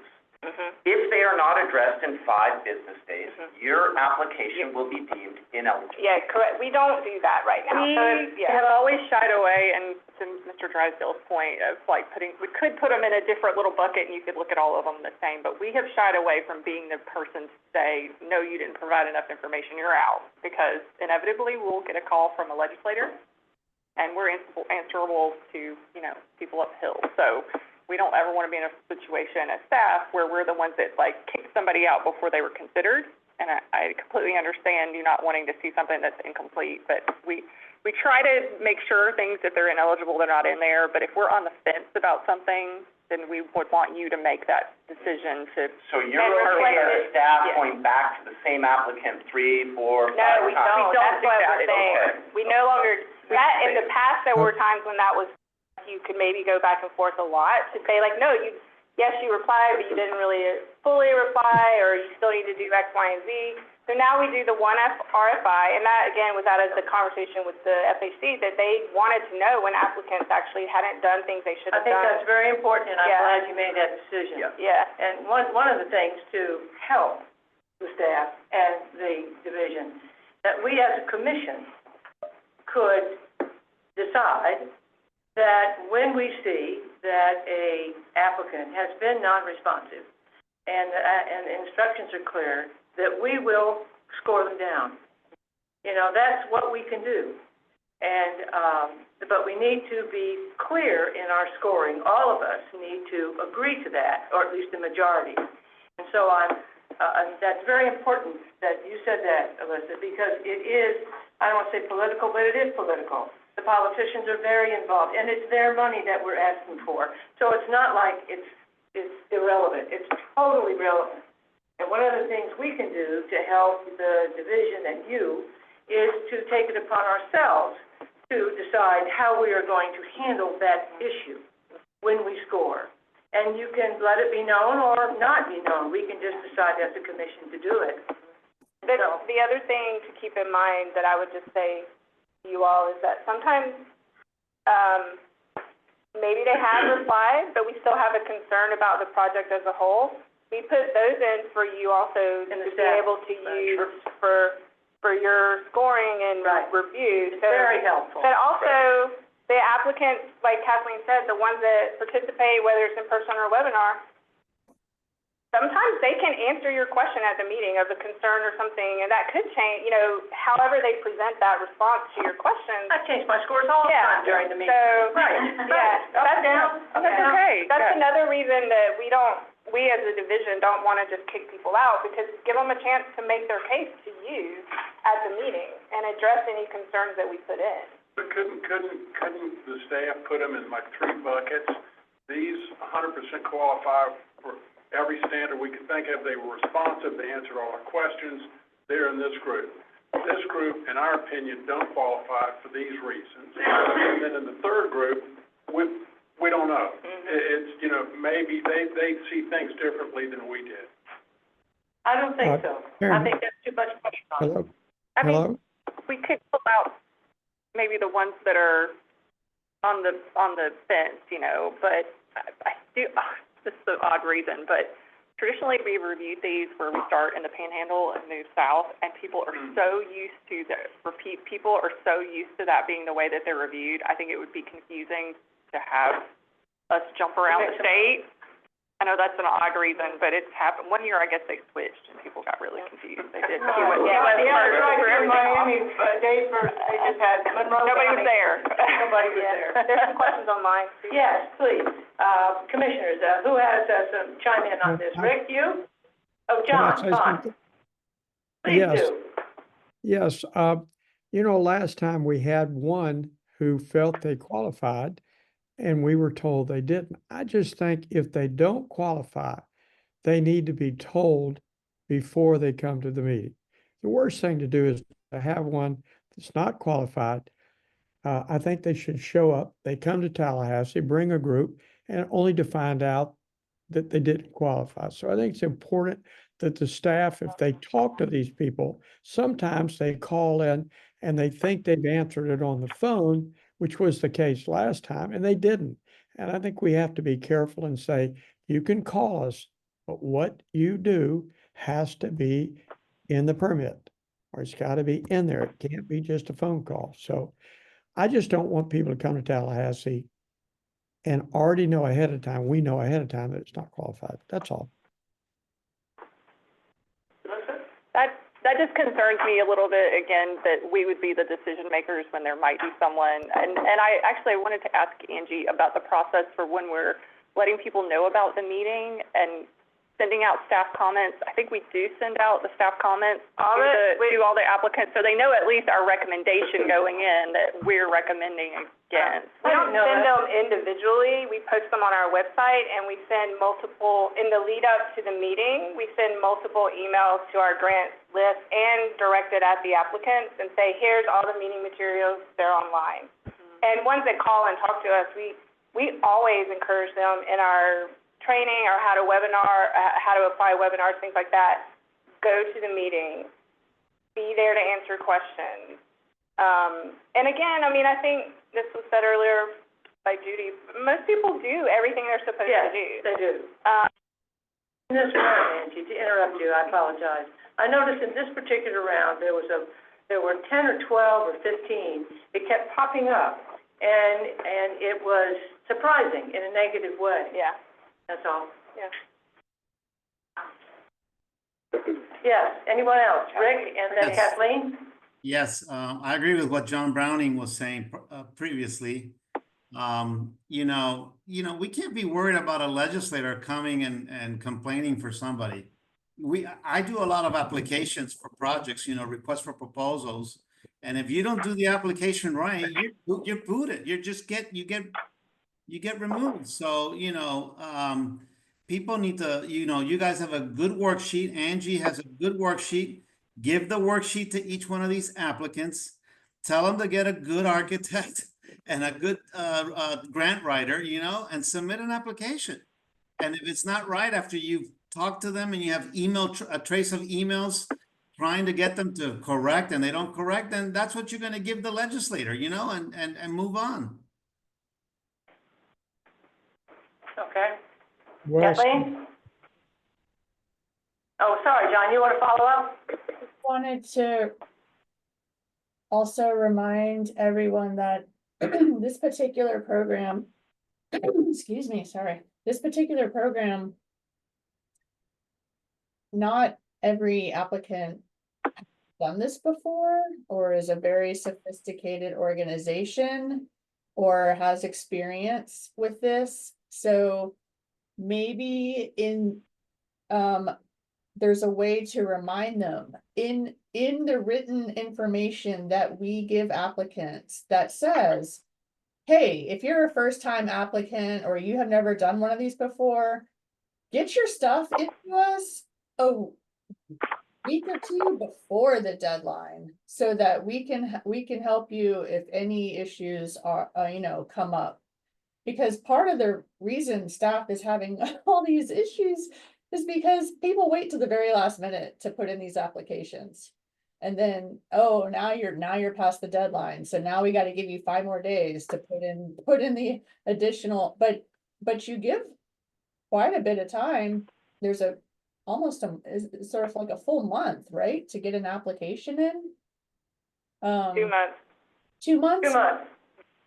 It's 2 months. It's 2 months from when we open the applications to the final deadline. So here we are worrying about the 5 days, of like when people can return the information, when really, if they're not used to this or they've never done one of these applications before, staff is so great at helping people and reviewing these, they need to get it in 2 or 3 weeks ahead of time. Yeah, I sent a draft of mine in just to make sure, I hadn't done one in so dang long, and I thought, and I got lots of good feedback.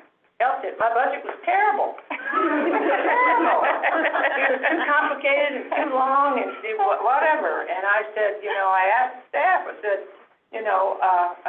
would you send me a budget for a project like this that was accepted? And of course they did. And of course it was simpler. And I thought, that's real help, is what that is. And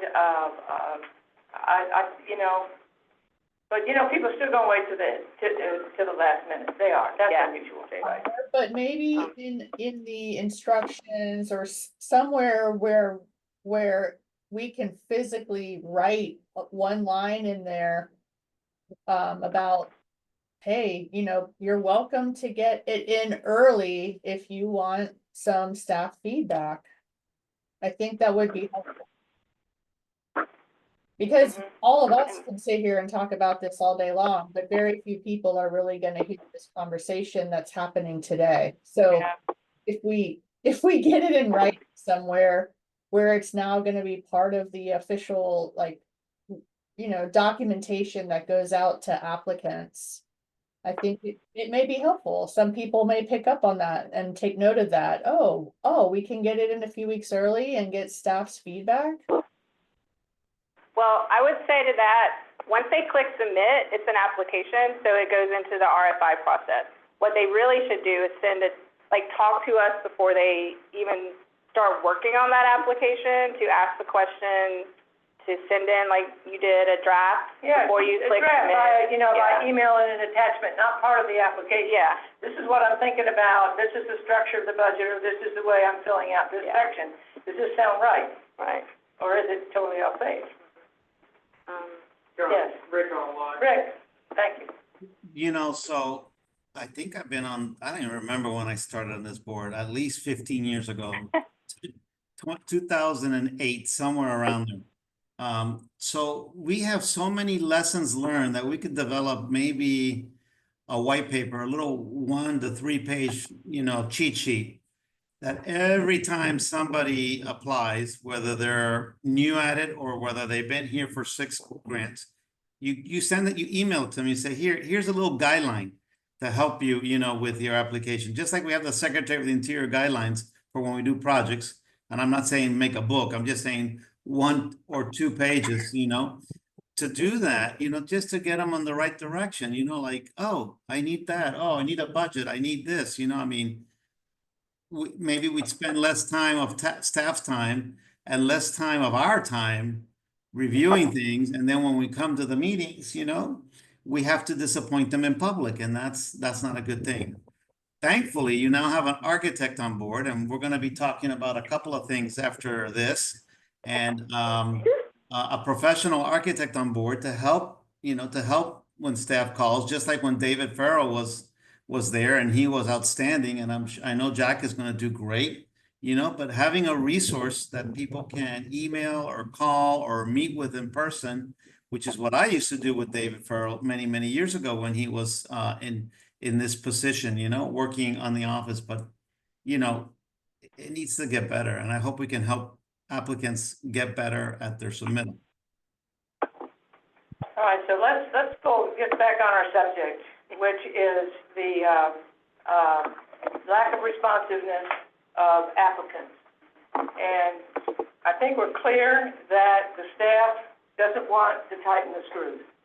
But we, as a commission, certainly can have an agreement on how we're going to handle, when we review and score these applications, how we're going to handle them. And I don't know if we have to have that as a motion, but we have to communicate that responsiveness is very important to us and to the successful scoring of a grant application. I don't know how to put that and make that formal. Do you think we should have a motion, or should we just tell you as a staff that we are going, if responsiveness is important to us? And you can tell the applicants that the commission is very concerned about responsiveness of applicants to staff inquiries, and that their responsiveness is going to be communicated, or lack thereof, to the commission. I think that's a better strategy personally than saying we'll arbitrarily dock 10 points. Right. 8 points. Or on the other hand, when you look at our scoring criteria, which I can't remember right now exactly. I got it. But how would we put that? Where would we address that in the scoring criteria? There's one that entails administrative capability. There you go. That's it. Yeah. That's it. I forgot about that. That's fine. The other thing I would note is if you did at some point, say we want you to make these ineligible, that is something that would have to go through legal, because when we send them to No, I don't mean ineligible. We'll just score them down. No. The question of, do we just tighten the screws and say if you don't respond, then you won't move forward at all? that is really, something that would have to be in the guidelines and get It might be reviewed. half the applications, if we just like gave them to you straight out, you know, Oh, that's great. without doing That's- that. Right, right. Yeah. You already Yeah. hold the applicants to Yeah. the set of standards, you do, and you try to get them responsive. But I think that, does any commissioner have a problem with that? All right, so we just have a general understanding by the commissioners that responsiveness is important to us, and is a reflection of administrative capability, and that their responsiveness is important in the scoring. And we can add that to when the RFI are sent out, we can add that to the language of all the RFIs. That's a good that says idea. the historical commission takes into account responsiveness, To staff inquiries, that's right. So would you recommend, I'm looking at the criteria right now, and one of them is appropriateness of the proposed project scope of work, budget, and timeline in relation. Would you recommend we add that responsiveness to staff in that language, so it's actually there? Let me find it. I think that we could, it would be in the next rule revision, because the general counsel already has our current ones, and they're in the Right, rule you're always process right now. right. But, we could return to that next year, and, but I think administrative capability generally does cover that, but if you want to be more specific, Well, we'll give the applicants a heads up. I mean, we can do this in guidelines that you send them out. You can do it in the PowerPoint that you send out, that everybody looks at, I mean, I had the criteria up in front of me online Yeah. when I was scoring, because they were new and different, and I wanted to make sure to apply them. so I'll read them. The current criteria, under criteria 3, is organization, administration, and technical ability. So the things that you could consider in there are administrative capability, staffing and resources adequate to complete the project and meet the administrative requirements of the grant, quality of application, which is something that Kathleen, I think, had asked for to be included last year in our initial conversations about that with our subcommittee. Quality of application, and appropriateness, and then the one that Dr. Francis just read is the appropriateness of the scope of work, budget, timelines, et cetera. So anywhere in there, you could take into account, you know, did they address the concern? Because that does impact the quality of the application as well, so. Yes, it does. Yeah, but give the applicants a little bit of a heads up somehow. Yeah. You know, whether it's in that or whether it's in the material that you sent. We can also just have it on the website. Right. So, Right. so that's, the first item. If you want to move on, the next one was the support letter requirement. So just the context on that is that we do not, in the guidelines or application, have a set number of support letters that need to be submitted. We could add that in. The situation then becomes, the question I would have, the follow-up question on that is, if they don't submit 3, are we going to kick them out and be ineligible? The other thing, on the context for that question is, when they submit applications, some applicants have letters of support in hand, and they upload those at the time of application. We do allow them, because they're not coming from the applicant, they're coming from other people, and some of those people send them directly to us. So when we receive those in the mail after the application deadline, before we release the applications to the commission to start scoring and reviewing, we'll open them up and upload to any application ones that we received. What we don't do, and it says it in the guidelines, that letters of support will be accepted up to a month ahead of the meeting, and that's because that's when we release them to you. So really it's up until we release them to you. Because once we release the application to you, when we receive letters of support after that, we would have to unassign the application to you to open it and upload something, and that could affect any scoring that you've already done. So I guess in my mind, there's 2 questions. Do you want to have a requirement for a specific number of letters? And then if we send you the ones that are received after the period that's allowed in the guidelines, we could send those to you, but it would probably need to be in an email, not through the system. And we'd probably do those as a batch, or we're a couple. Yeah, we'd probably wait until like close to the meeting and just send you, here's everything we've received today after you got the application. Right. I would just say, when we review the materials, I would not want to have like extraneous emails that we have to marry back to the application. That would be difficult for me. In terms of the letters, in my opinion, to me, it would seem like it should be up to the applicant to upload their own letters rather than them coming at a separate date or in a separate means, but, that would be my personal opinion. In terms of the number of letters. Do we have many? I agree. Do we have many that are, have very few letters of support? We did this year. Yes, we did this year, I noticed that too. I mean, we encourage, I'm sorry, Kathleen, before I go, did you want to say something? Kathleen? I totally agree. I think that was Frank speaking. I totally agree. Whoever was just saying, I don't want to get involved, once we start down that path of allowing letters to come in later, and then they're just like emailed to us as they come in, that's gonna be, you won't know if we ever actually see them, or like, it should all be part of the grant application. And there should be at least 3. If you want to do more than 3, great, fine. But I think 3 is a decent number. You're asking for, I think it's a low number, honestly. Even for a $50,000 grant, I last submitted 10 letters of support. And you're asking for big money here, and you can't get letters of support from different people is ridiculous.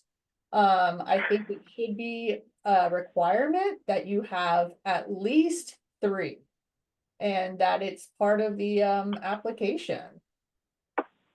I don't want to be sent a slew. That would be a motion. That'd be fine. A slew That of would be okay with you? afterhand. I mean, but just know that if they don't have it, I guess we could request it in the RFI process if they didn't have it. Yeah, just we like could. other things. But if after that they don't have it, just know that we're not going to show those to you because they didn't have their 3 letters. Right. That's every application I've ever applied for. Sorry, if you don't have 3, Yeah. you're out. Yeah. And if they're getting reminders from staff, I don't think it's onerous. We had some that were $500,000 requests. Oh, yeah. With no letters or 1 letter. Right. It's really uncomfortable for me saying, oh yeah, no, 500, I'm gonna vote that one high. So I would score those lower, but I think, I agree with Kathleen, I would support that motion. Are you saying, before we make a motion, if they don't submit 3, they're ineligible, or just it's noted and can be scored down? I don't know, what do you think?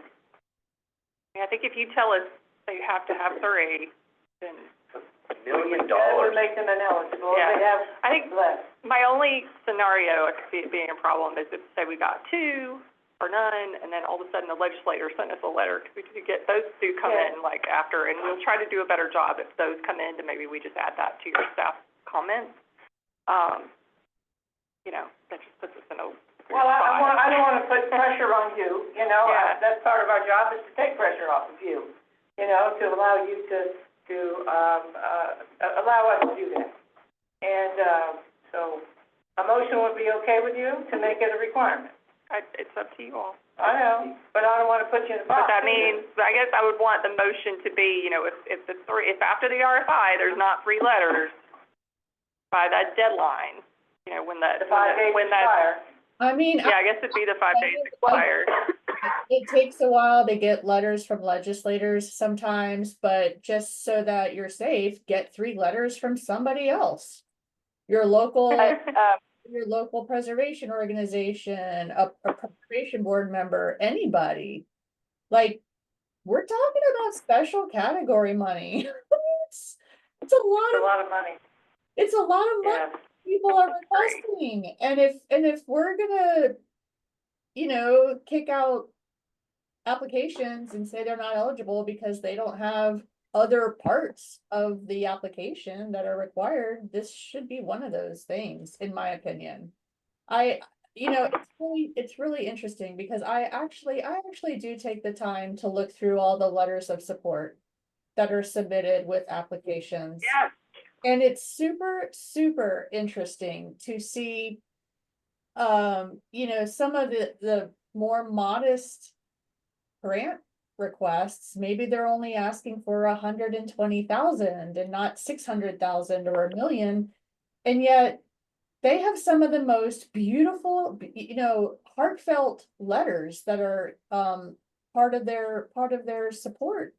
And it's just, people just need to start doing that. If they're telling us in the application, oh, this is an important project, it's important to the community, well, let's hear that.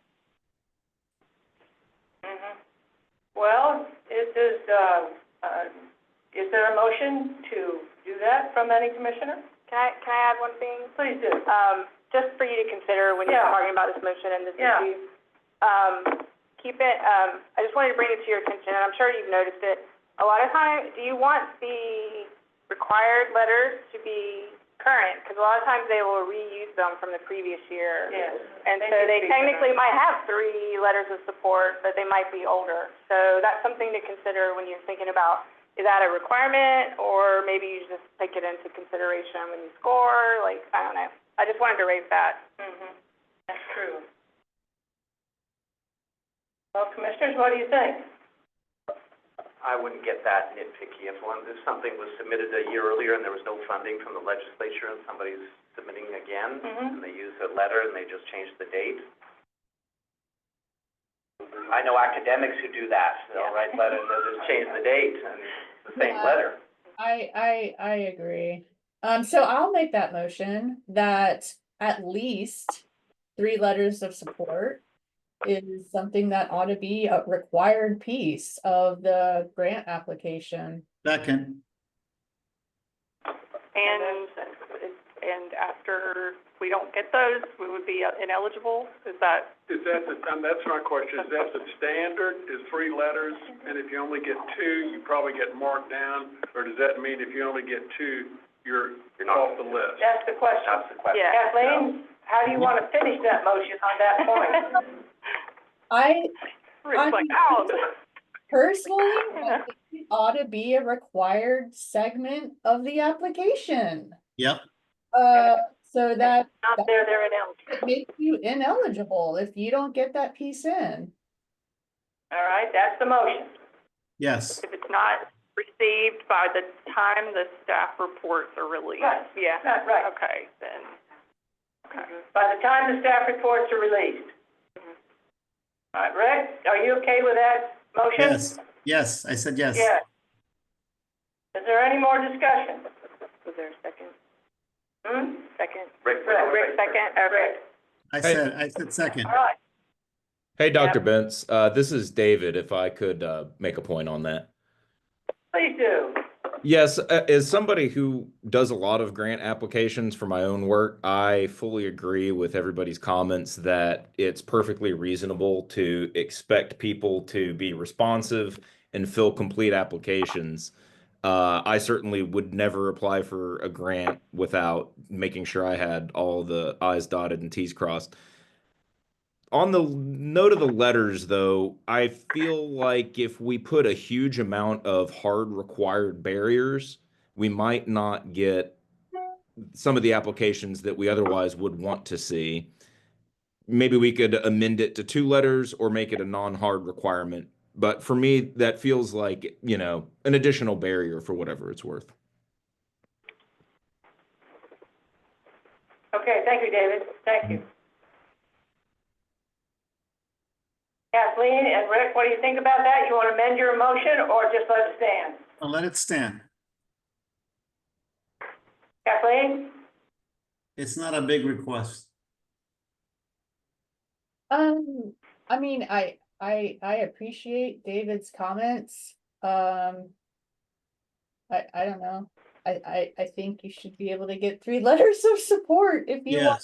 Okay, so you wanna keep it the same, that's all right. Any other comments, Commissioner? If I could just add to that, the problem cases this past year were for big dollars. They weren't the small communities.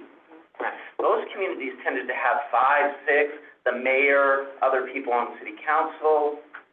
It was the big ones with 1 or 0, and that, I think, is just so problematic and troubling. So I agree with the motion that stands. Any other comments by the commissioners? Madam Chair, can we just restate, or maybe I can read what I am Right. hearing to Let's clarify the confirm. motion. So we're saying that at least 3 letters of support need to be received for the application by the time the staff reports are released to you all, or the application is determined ineligible. And you won't see that application. That's right. Okay, all right, just want to clarify. All right. Take that. Anybody want to call the question? I'll call a Thank you, question. Frank. Why don't you call the roll, please, Alex, and we'll vote to let everybody know how we voted. Cora. Sorry, Cora. Please do. Okay, all right. Judy Beth, I vote for it, yay. all right. John Browning, Vote yes. Parker Destin, Yes. David Drysdale, Yes. Michael Francis, Yes. Rick Gonzalez, Yes. David Hoyt, Nay. Kathleen Kaufman, Yes. and Frank Terraferma. Yes.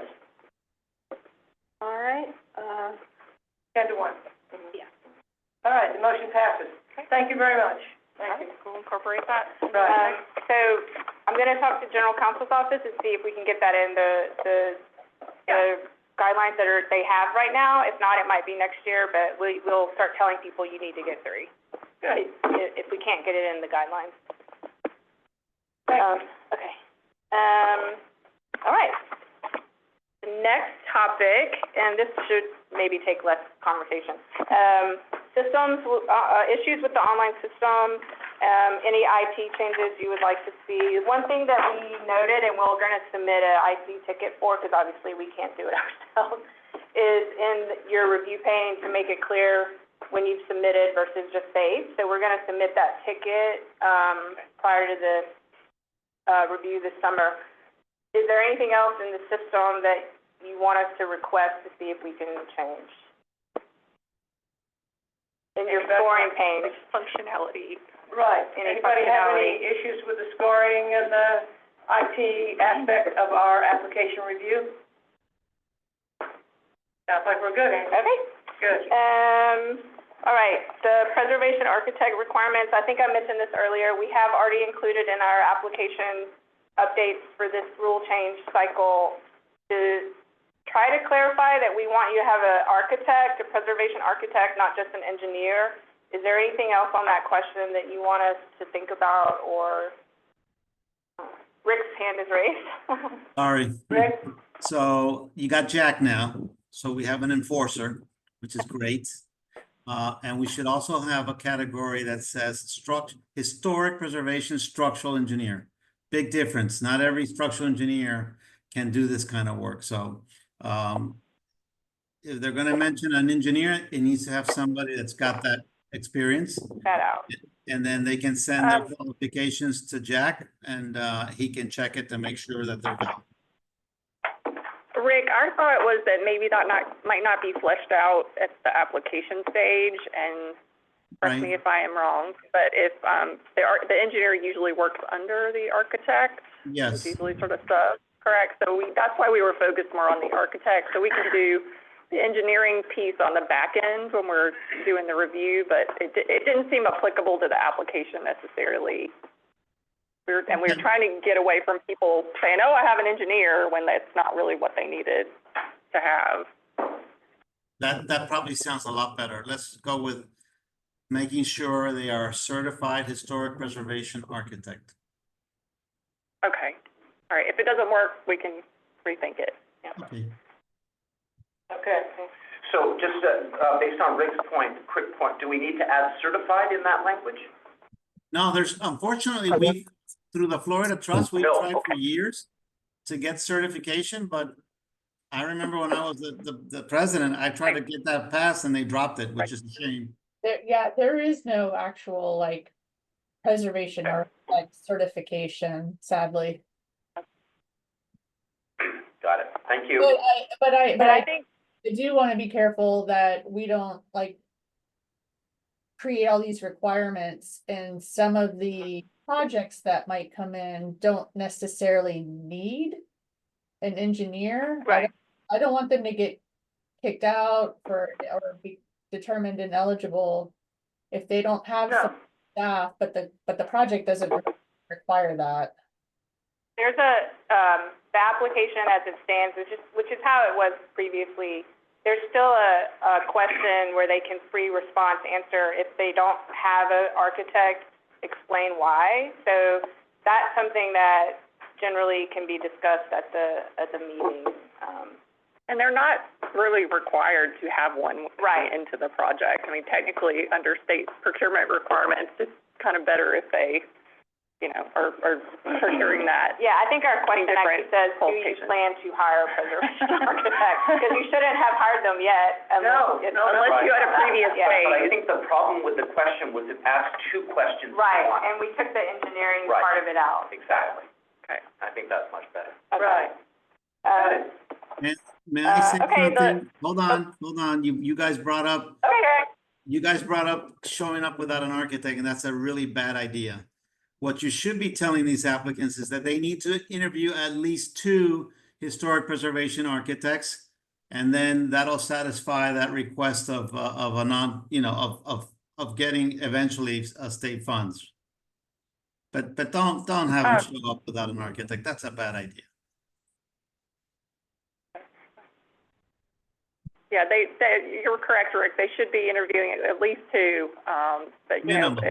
Not everybody's that far along. Some people don't have the money to actually hire and produce the documents yet. So it's not a requirement that they have it at the meeting, just to clarify. But yes, they should be getting more than one.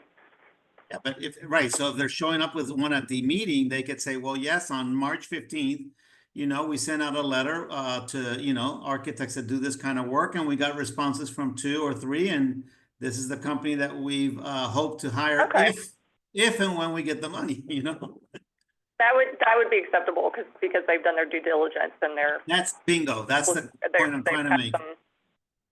That they do their due diligence. Perfect. Okay, we're good on that. Okay.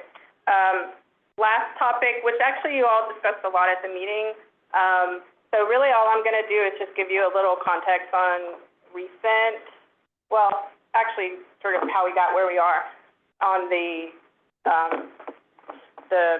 project request amount and the size of the project. So currently there's no minimum request amount, and we just last year, so the recent applications you reviewed were the first ones that could go up to $1 million. So just for the history on that, just going back about till like 2016, 17, prior to 2017, the grant maximum was $350,000 and the minimum was $50,000.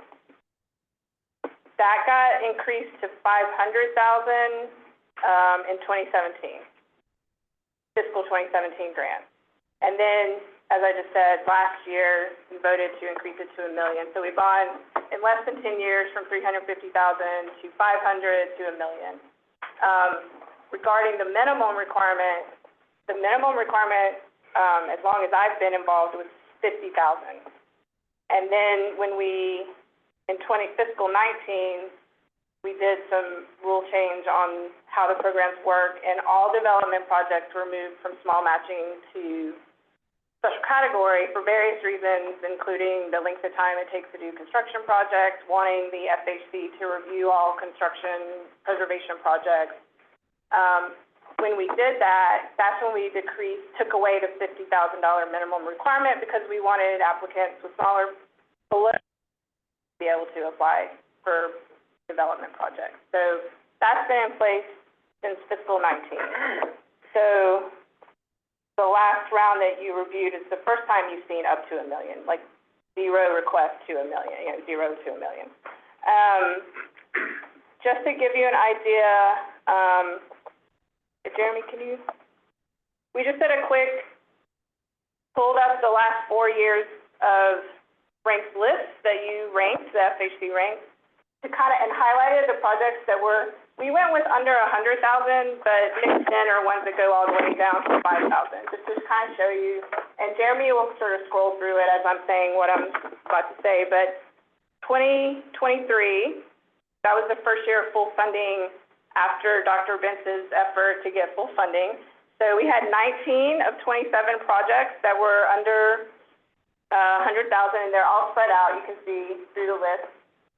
2 of those are in the top 20. And we randomly picked 100,000. Yes. We felt like now that's kind of still a small project. Yeah. In 2024, we had a smaller pool of applications. So you ranked 33 projects down from 77 projects in 2023, and 10 of 33 projects were under 100,000. That's the 2023 list, right? What year is that one? This is 2024 that's on the screen now. Okay. And again, there's pepper throughout. 7 were in the top 20 that year that were under, we're not really sure when you say like small projects, are you looking at the funding amount or is it a smaller applicant? Like, you could look at that different ways. So we just strictly went with funding amount.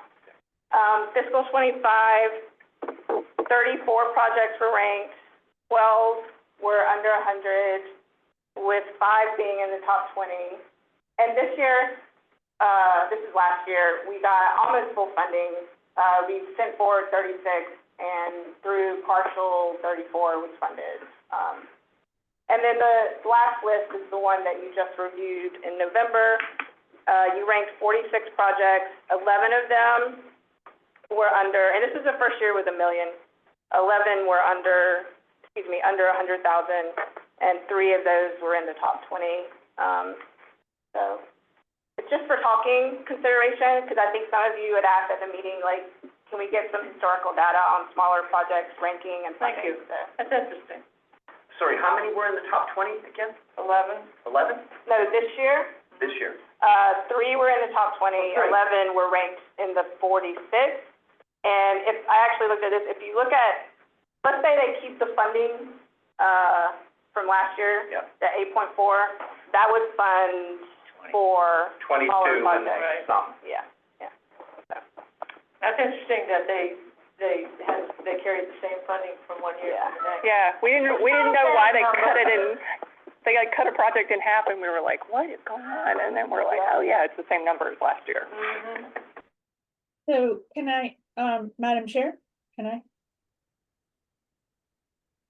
I say something?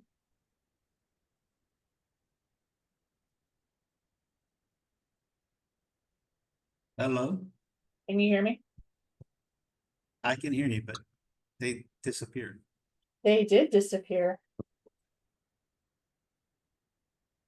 Are you the only person that can hear me, Rick? I can hear you. And Mark, can you hear us? I can Hey, hear both of you guys. Yes, I can hear both of you. Can you hear the board meeting, the meeting?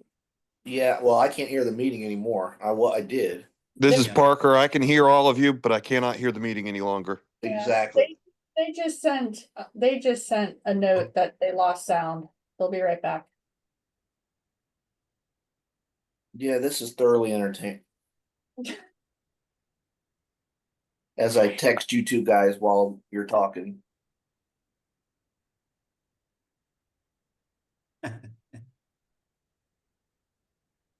Oh, boy. Rick, if Jack has already cleared the backlog, I am impressed. Yeah, right. That would be I impressive. mean, it was taking 6 weeks to get something out of that place. Oh, I know. And my problem is that, most of my clients are rural clients. They're not very sophisticated. They don't have good tech. And they're guessing at budgets, which are way wrong. And then we correct their budget.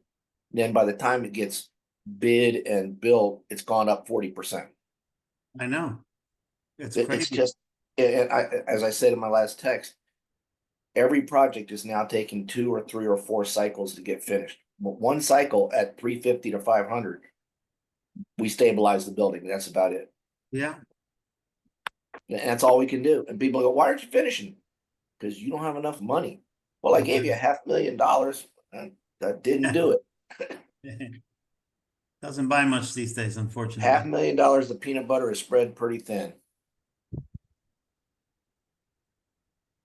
All right, I'll get off the line. So good to see both of you. Thanks for the work you do. Appreciate it so very much.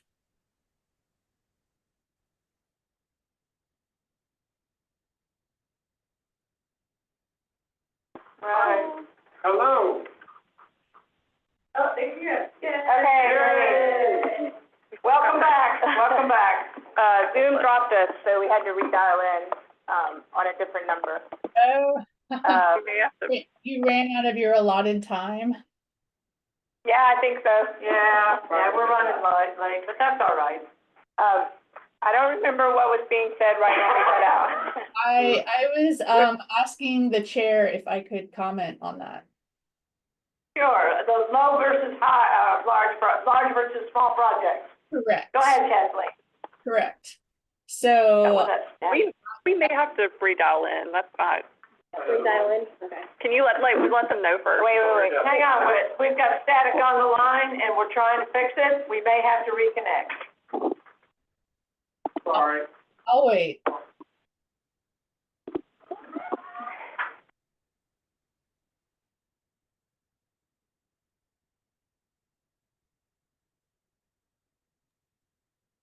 Wow.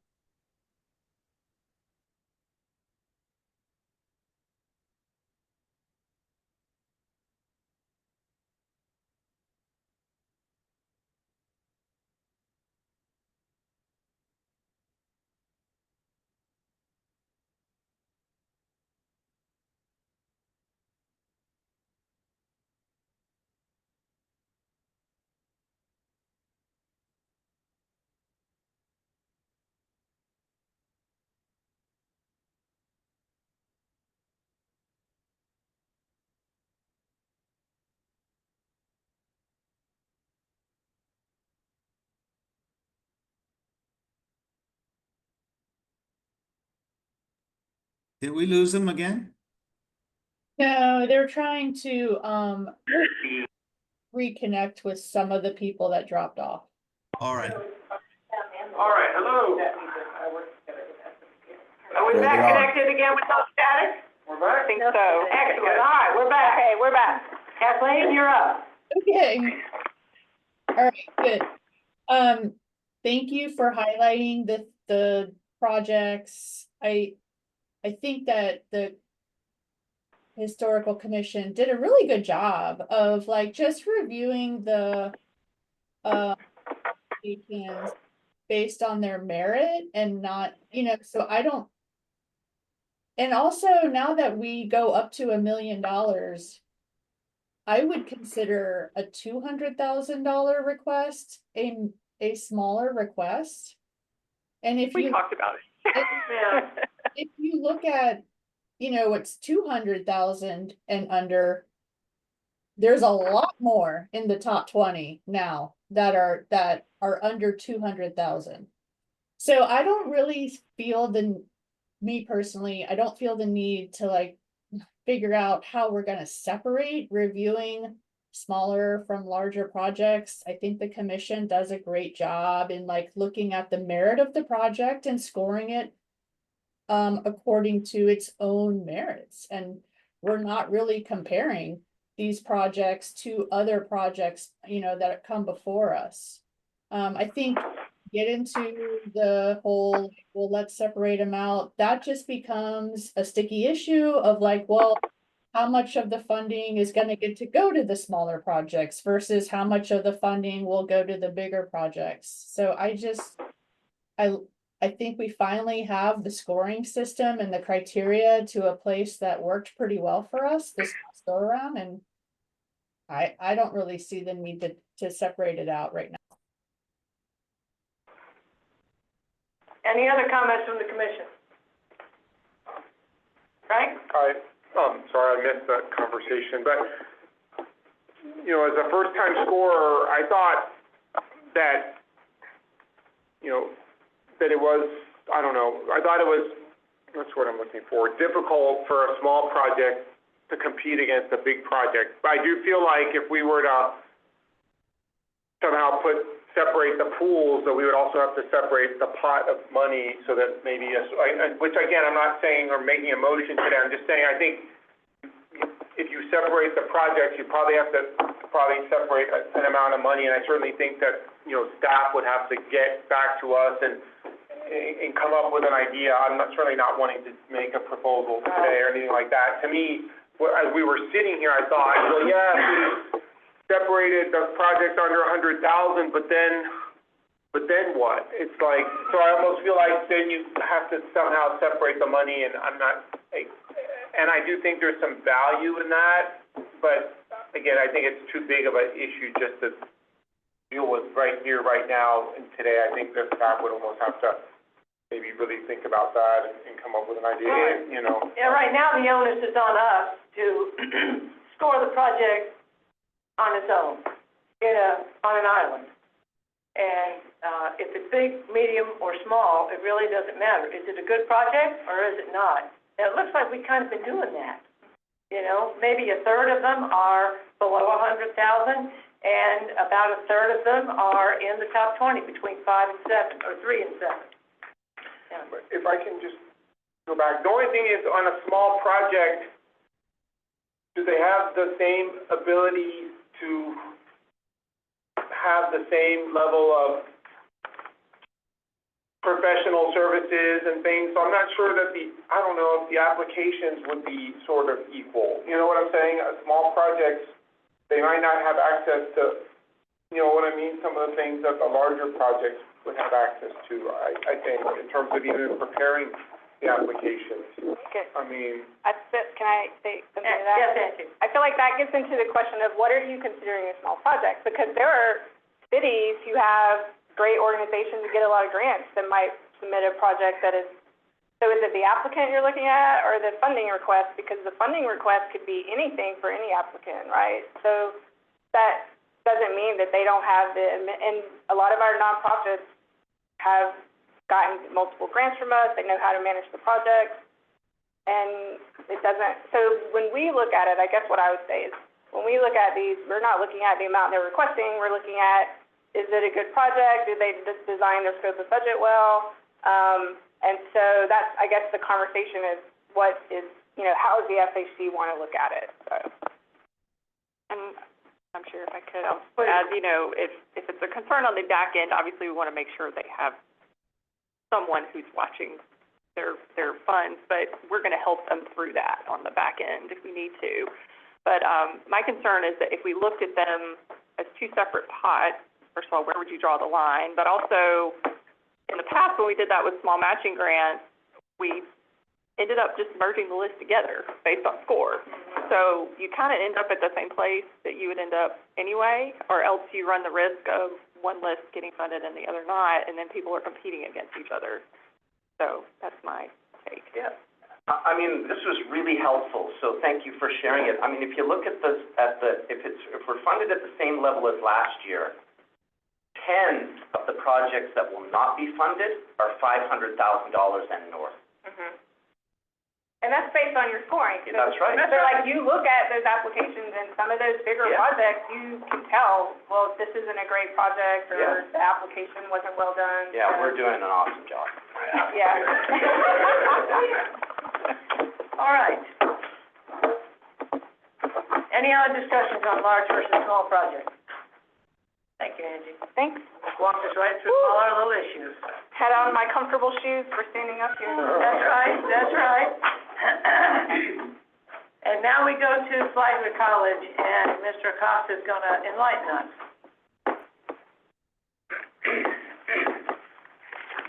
All right, good afternoon, everyone. I'm just here essentially to give you a very quick little synopsis about this project and answer any questions.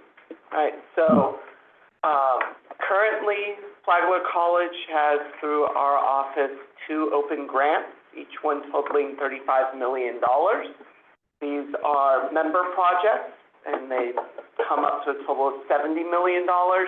And this is to fund work at the National Historic Landmark designated Ponce de Leon Hotel, which is one of their primary dormitories / public spaces for the college.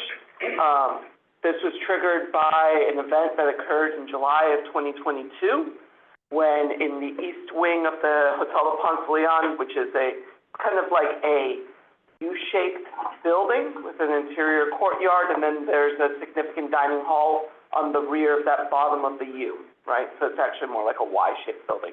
Anyways, you can imagine that shape.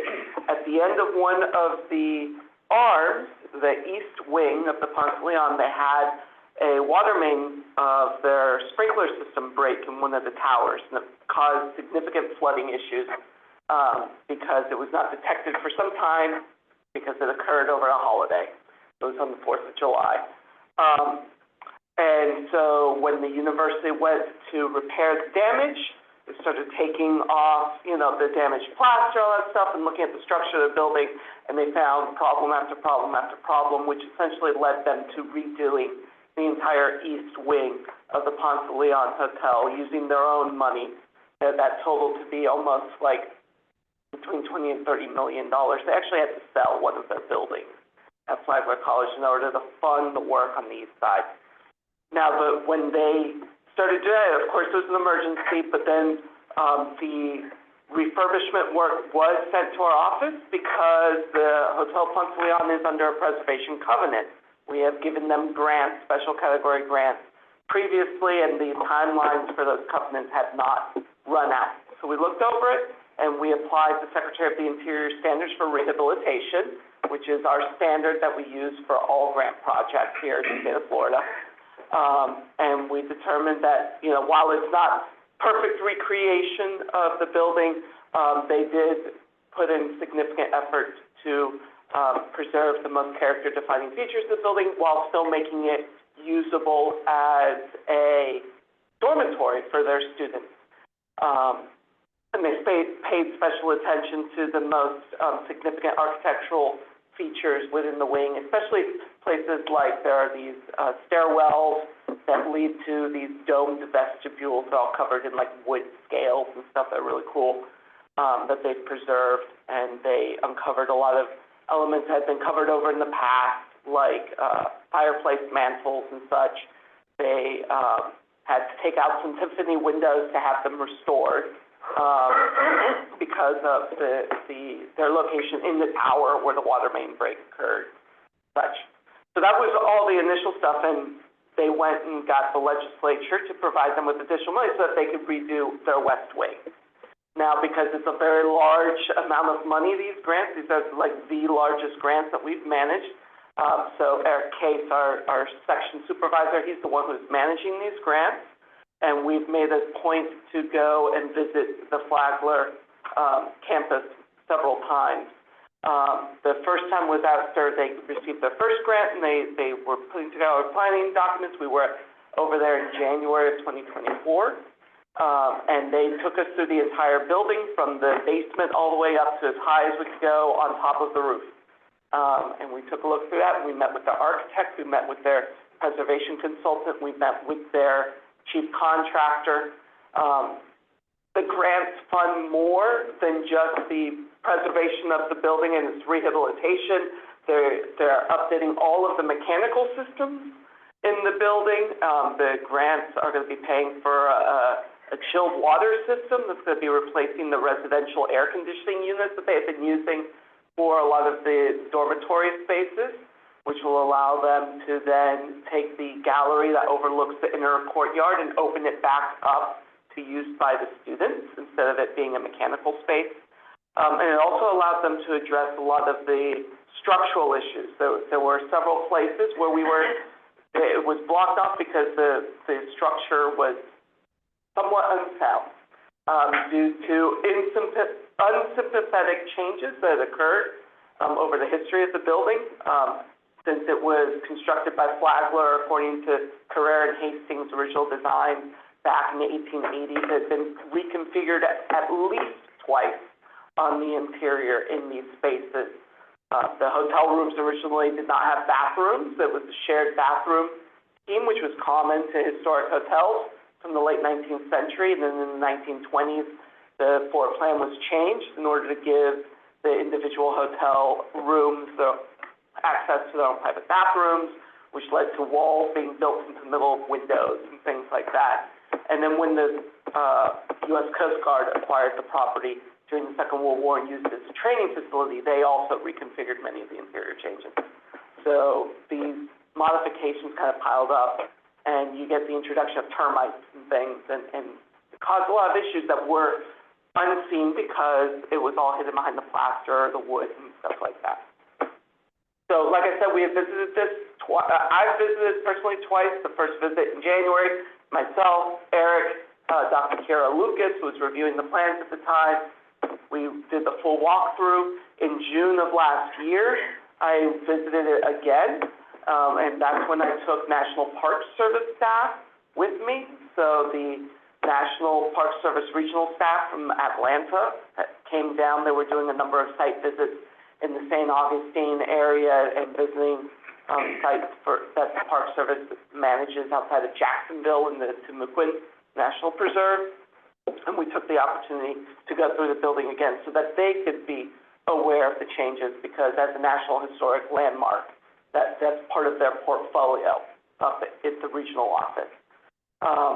And then I've fully briefed Jack on what's going on over there. Eric has filled us in on all of the current grant stuff in terms of the management. They've been model grantees in submitting all of their information when we request it, and submitting payment documentation and checks and very detailed scopes of works and breakdowns.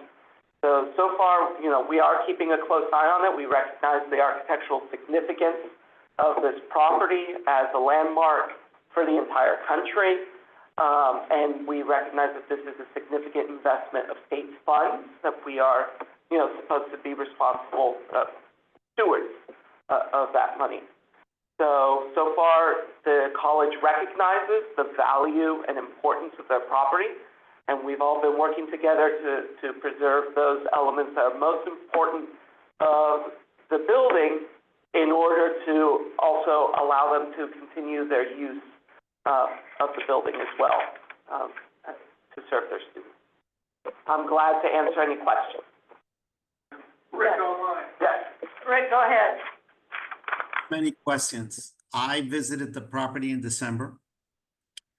And so I have a lot of questions and comments. So I'm sorry, it's 12:30 and we probably have another hour because I have several other items to discuss in other business later. And these are very important items. My first question in regards to this application is, what did the National Park Service staff say about the work that was done at the Flagler, both the East Wing and the West Wing? It was a positive interaction. Park Service appreciated being looped in. They don't have any direct regulatory authority over these properties, but they like to be aware over changes to them so that they can make sure that the properties retain their historic integrity, which is required for maintaining their National Historic Landmark listing.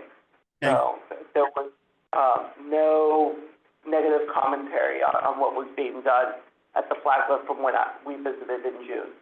Okay, so this is a book that I keep on my desk. You're all familiar with it. It's the Secretary of the Interior Standards. We have several copies in the office.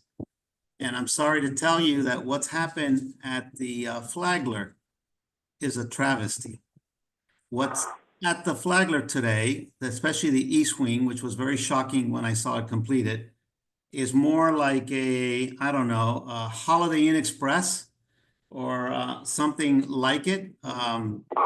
Ceilings, all the stonework has been covered. The stairs and the mantles are maybe 1% of the historic elements in both of those wings. And I'm just thinking out loud here, if I would have done that at Mar-a-Lago, I would have been shot, and this is a national landmark, right? With with a preservation covenant. And it's covered up in drywall, and I mean, simple things like, the air conditioning system. They've dropped all the ceilings, they've dropped all the archways to accommodate a very large and obtrusive air conditioning system. I would be shocked if I did that at Mar-a-Lago. I'm really upset, and you walk the floors and you go all the way down the hallways and you see this vinyl flooring, all of this drywall, all of this tacky furniture, and then what's most jarring, you finish your walk through the hallways at every floor and you go up to the midsection, open a door and you go up into the midsection and you see the original historic portion of the core area, which thank God has not been modified. And it's the most shocking thing I've ever seen. And this is $70 million worth of work on the second phase. On top of that, the $20 to $30 million on the east side. It's $100 million that is removed 90%, 95% of the historical, even in the corner rooms, even in the corner tower rooms, we were walking the west side and they were adding drywall. And I'm asking, why are you doing that? It's way up high. And the project manager says, oh, I guess we can not do it up there. We're just going to leave it exposed, And they exposed a couple of mantles and the windows. I mean, even in the 20s and in the 40s, people were careful with historic structure like this. I am really, you talk about unsympathetic changes. I'm really disappointed. I don't mean to insult anybody. I take my historic preservation career is extremely important to me. I've been doing it for May 1st will be my 40th year in this business. So I take this very seriously. I'm not saying this to tell people that that they're bad people for doing this. I'm just saying because the Secretary of the Interiors have not been met. This is the second time now this has happened over the last year in Florida. And let me tell you, we're not going in the right direction. In my hometown of West Palm Beach, Florida, the Harriet Himmel Theater, which I restored with my father 25 years ago, is being butchered and turning into a Frankenstein, not only on the interior, but on the exterior too.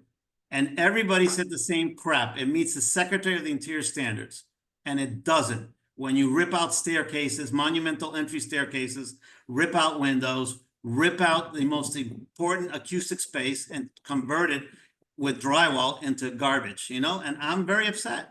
I'm very upset. I don't know what else to say about this, but there's a lot of it that's changed, and the change has not been a good one.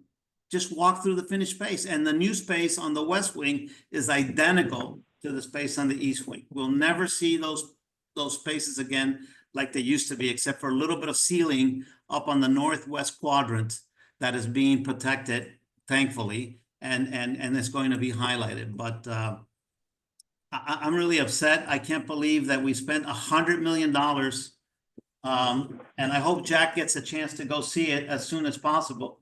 And I'd like to hear his opinion after his site visit. That's all. Thank you, Greg. Thank you. I'm sorry you're so upset. I am sorry. You should go see it, Judy. You should go take a look at it. I know.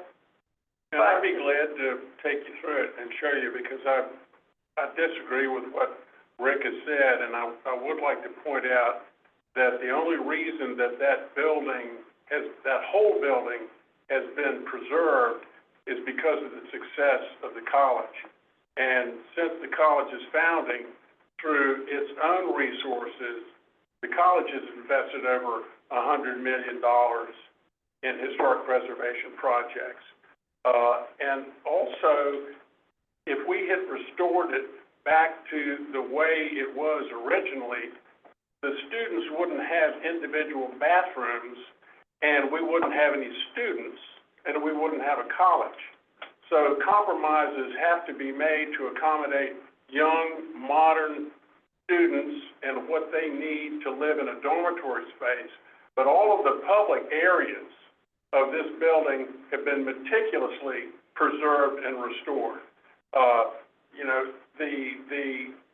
The hallways and the dormitory rooms are modern. I don't think they look anything like Motel 6. We've taken sections that we've framed that have the original wallpaper that tell the story about what it used to look like. We restored dozens of fireplaces that had been covered up with sheetrock. We're restoring all the mantles around the individual room fireplaces. We exposed a section that has a huge steel beam in there, manufactured by the same company that did the staircases and the Statue of Liberty and the Brooklyn Bridge. We're leaving that exposed and telling that story about the history of the building. But, you know, unfortunately, we had to accommodate students that are paying tuition and allowing the building to survive, and those compromises had to have been made. But, I mean, I'd welcome any one of the commissioners to come take a tour of what's been done there, and I would contend that you'd be proud of what's been done.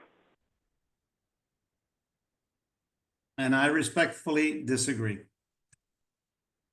Alyssa, you wanted to comment? Right, I'll just add, Rick, I know this is maybe a non-traditional sort of way to have done this project, but there are allowances in the standards when you're not able to put things back in a certain way. And I did push back a little when I first saw the wing that had been done, and we talked about the grant, because obviously we want, state money to be spent in the best way possible.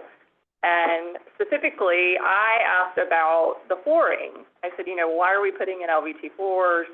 And I actually got a very good excuse. Even though the building has been tinted, it still has a termite problem. And so any wood that's being put back into that building is fuel for those termites. And so that was one big consideration for this project, was just not to sort of have that happen again, for this to last.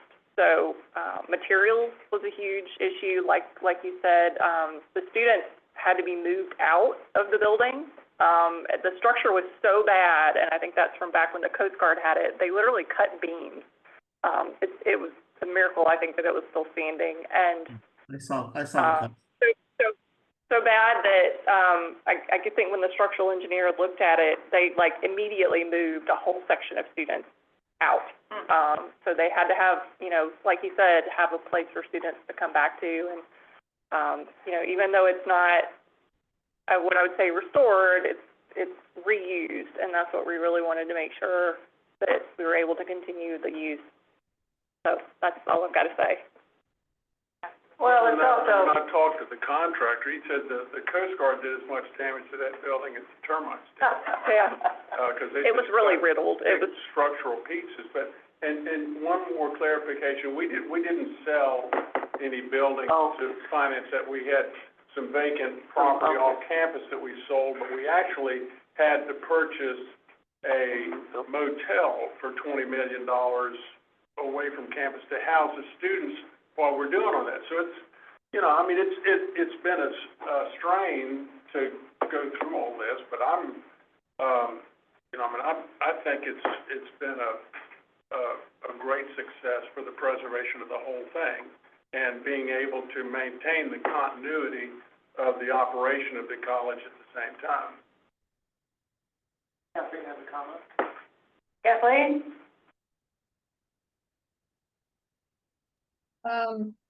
I would love to take up his offer, because I've not been inside. I mean, I have seen the college from the exterior recently, seen the construction fences up around it, and I would very much love to see what's going on inside. I had questions, and if you don't know off the top of your head, you can get back to me. You said they did have a preservation consultant. Do you know who that is? I don't remember off the top of my head. Eric Case is here in the room. He can provide that information. I would briefly say they're hiring a preservation consultant for I believe the Flagler Room and some minor work in the solarium. I believe the company they're hiring is called IFAX, which is a preservation company out of Atlanta. That's one of the bigger preservation restorer companies in the Southeast. She's asking about the dormitory wings. Conservation studio. Sorry, consultant was only used for like small parts of this restoration, is what you're saying? Is it for the Flagler room, which is probably the most architecturally significant interior room outside of the public octagon-shaped rotunda and the Tiffany dining room and such, and then parts of the solarium, which are in the uppermost portion of the building. I know IFACS really well, going back to my years at Cottazon a long time ago. They specialize in decorative elements and like, especially even recreating decorative elements and preserving them. So that's probably why they were hired for those more decorative spaces. Yeah, because it's a lot of cast in place plaster in that room and large Building fans. and things like that, they do. Yeah. Yeah. Well, the whole site is a National Historic Landmark, not just the one room. So, I mean,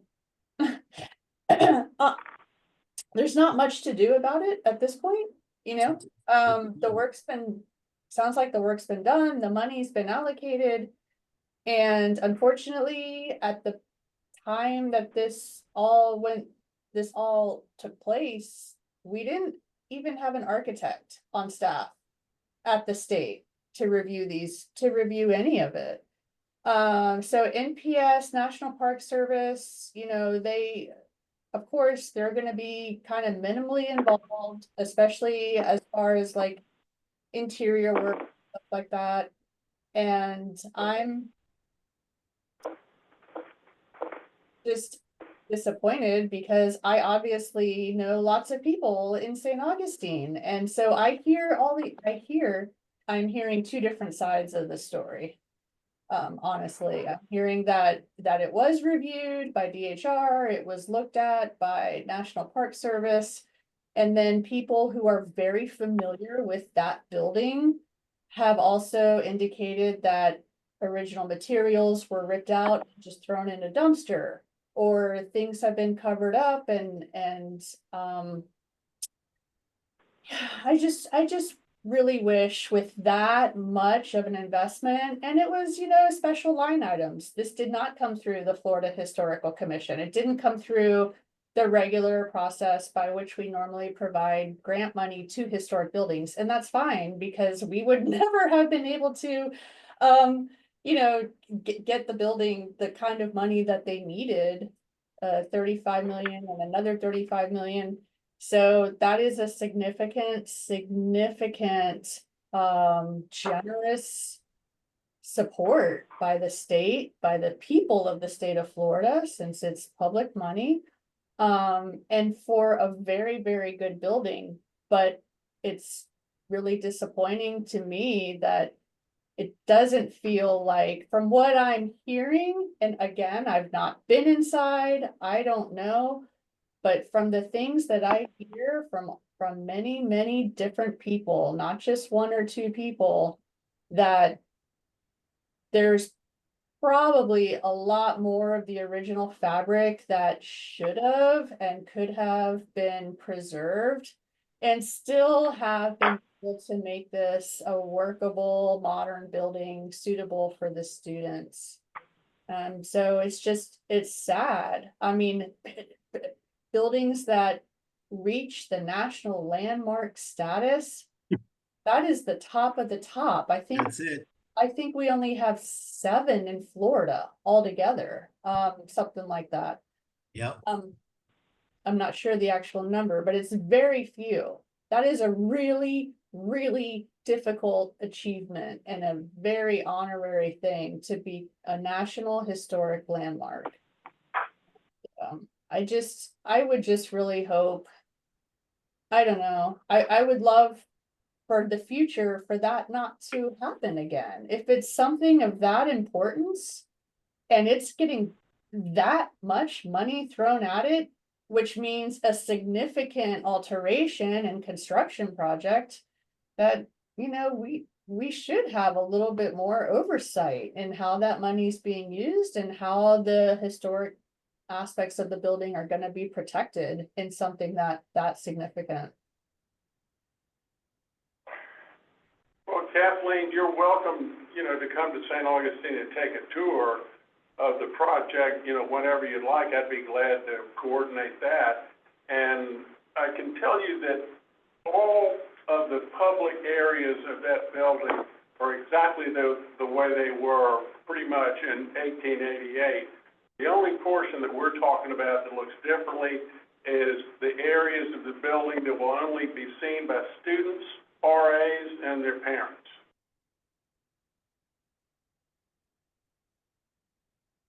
All right. Any other comments about Flagler? Okay.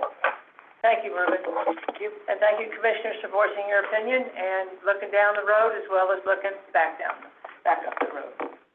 So the next piece of business that we have is the 250th anniversary, our semi-quincentennial. Semi. Glad you said it, so I didn't have to say it. Yeah, it's a mouthful, right. I call it America 250. Yeah. So I know we had some questions at previous meetings, especially, I think by Commissioner Phelps, who's not here today, but also by Parker Dustin, had contacted me directly and asked, what are we doing? Can we put this on the agenda? And so now I could say it is something that we have started, that we have made contact with the America 250 sort of national umbrella.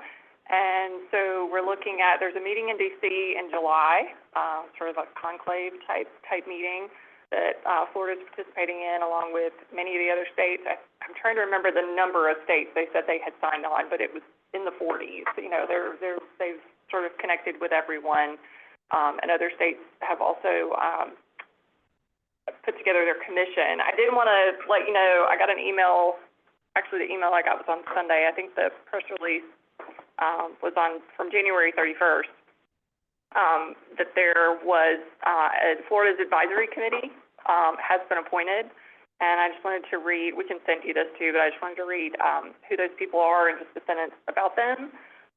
One is Representative Pat Maney, a veteran, father, respected retired judge, state representative, and longtime resident of Okaloosa County. Another one is Jacqueline Gay Gaines, served as Vice Regent for Florida of the Mount Vernon Ladies Association, the group responsible for the preservation and restoration of George Washington's home. Another is Lucas Morell, is the John K. Boardman Jr. Professor of Politics and Head of Politics Department at Washington and Lee University. And finally, Matthew Spalding is the Kirby Professor in Constitutional Government at Hillsdale College and the Dean of the Van Andel Graduate School of Government at Hillsdale College, College's Washington, D.C. campus. And then I should have mentioned that the commission is headed up by Lieutenant Governor Jeanette Nunez, and so we are sort of waiting word on, we will be providing some staffing to them, and they'll be having meetings coming up, but this has been very recent that we have learned of this, and so we'll move forward. I know there are events being planned that you'll hear about in the near future, and would be looking to you if you've got any priorities, things that you'd like to see us do for the 250th. We'll certainly want to hear those. And well, I'd love to see an actual Florida scholar on that committee. That was the executive order that they... That was from the governor's office. So these are... I know. I'd love to talk to the people who've been appointed to that, see how much they know about Florida. I mean, we should be pushing back on that. We should have at least one Florida representative for the 250. I mean, really, come on. Greg, you want to say something? Yes, for Alyssa, has there been any discussion or progress with the ACHP on the 250th celebration and collaboration? Not with the ACHP, the Advisory Council on Historic Preservation. Thank you. Not with them directly. This is America 250. The national is more of a nonprofit organization. Because so that's who's been spearheading this. Yeah. So when I was on the board, I remember there was a lot of discussion about collaborating with the states on that and with the nonprofit too. So just a heads up, when you have your next SHPO meeting, to discuss and see if they are doing anything to help, because they were very interested 2 years ago. And then my other question is, I understand that the Lieutenant Governor is resigning from her job. I had not heard that. That was in the news. I read, During the meeting? You've been too busy. During read the it. meeting today? read it in the newspaper, better than the news this morning. What? I don't know. The president of the five. That's how you. I see. It could be fake news, right? I mean, Yeah, it's been a busy week, I'm sorry. yep, so there goes the chairman of the committee, right? Just curious.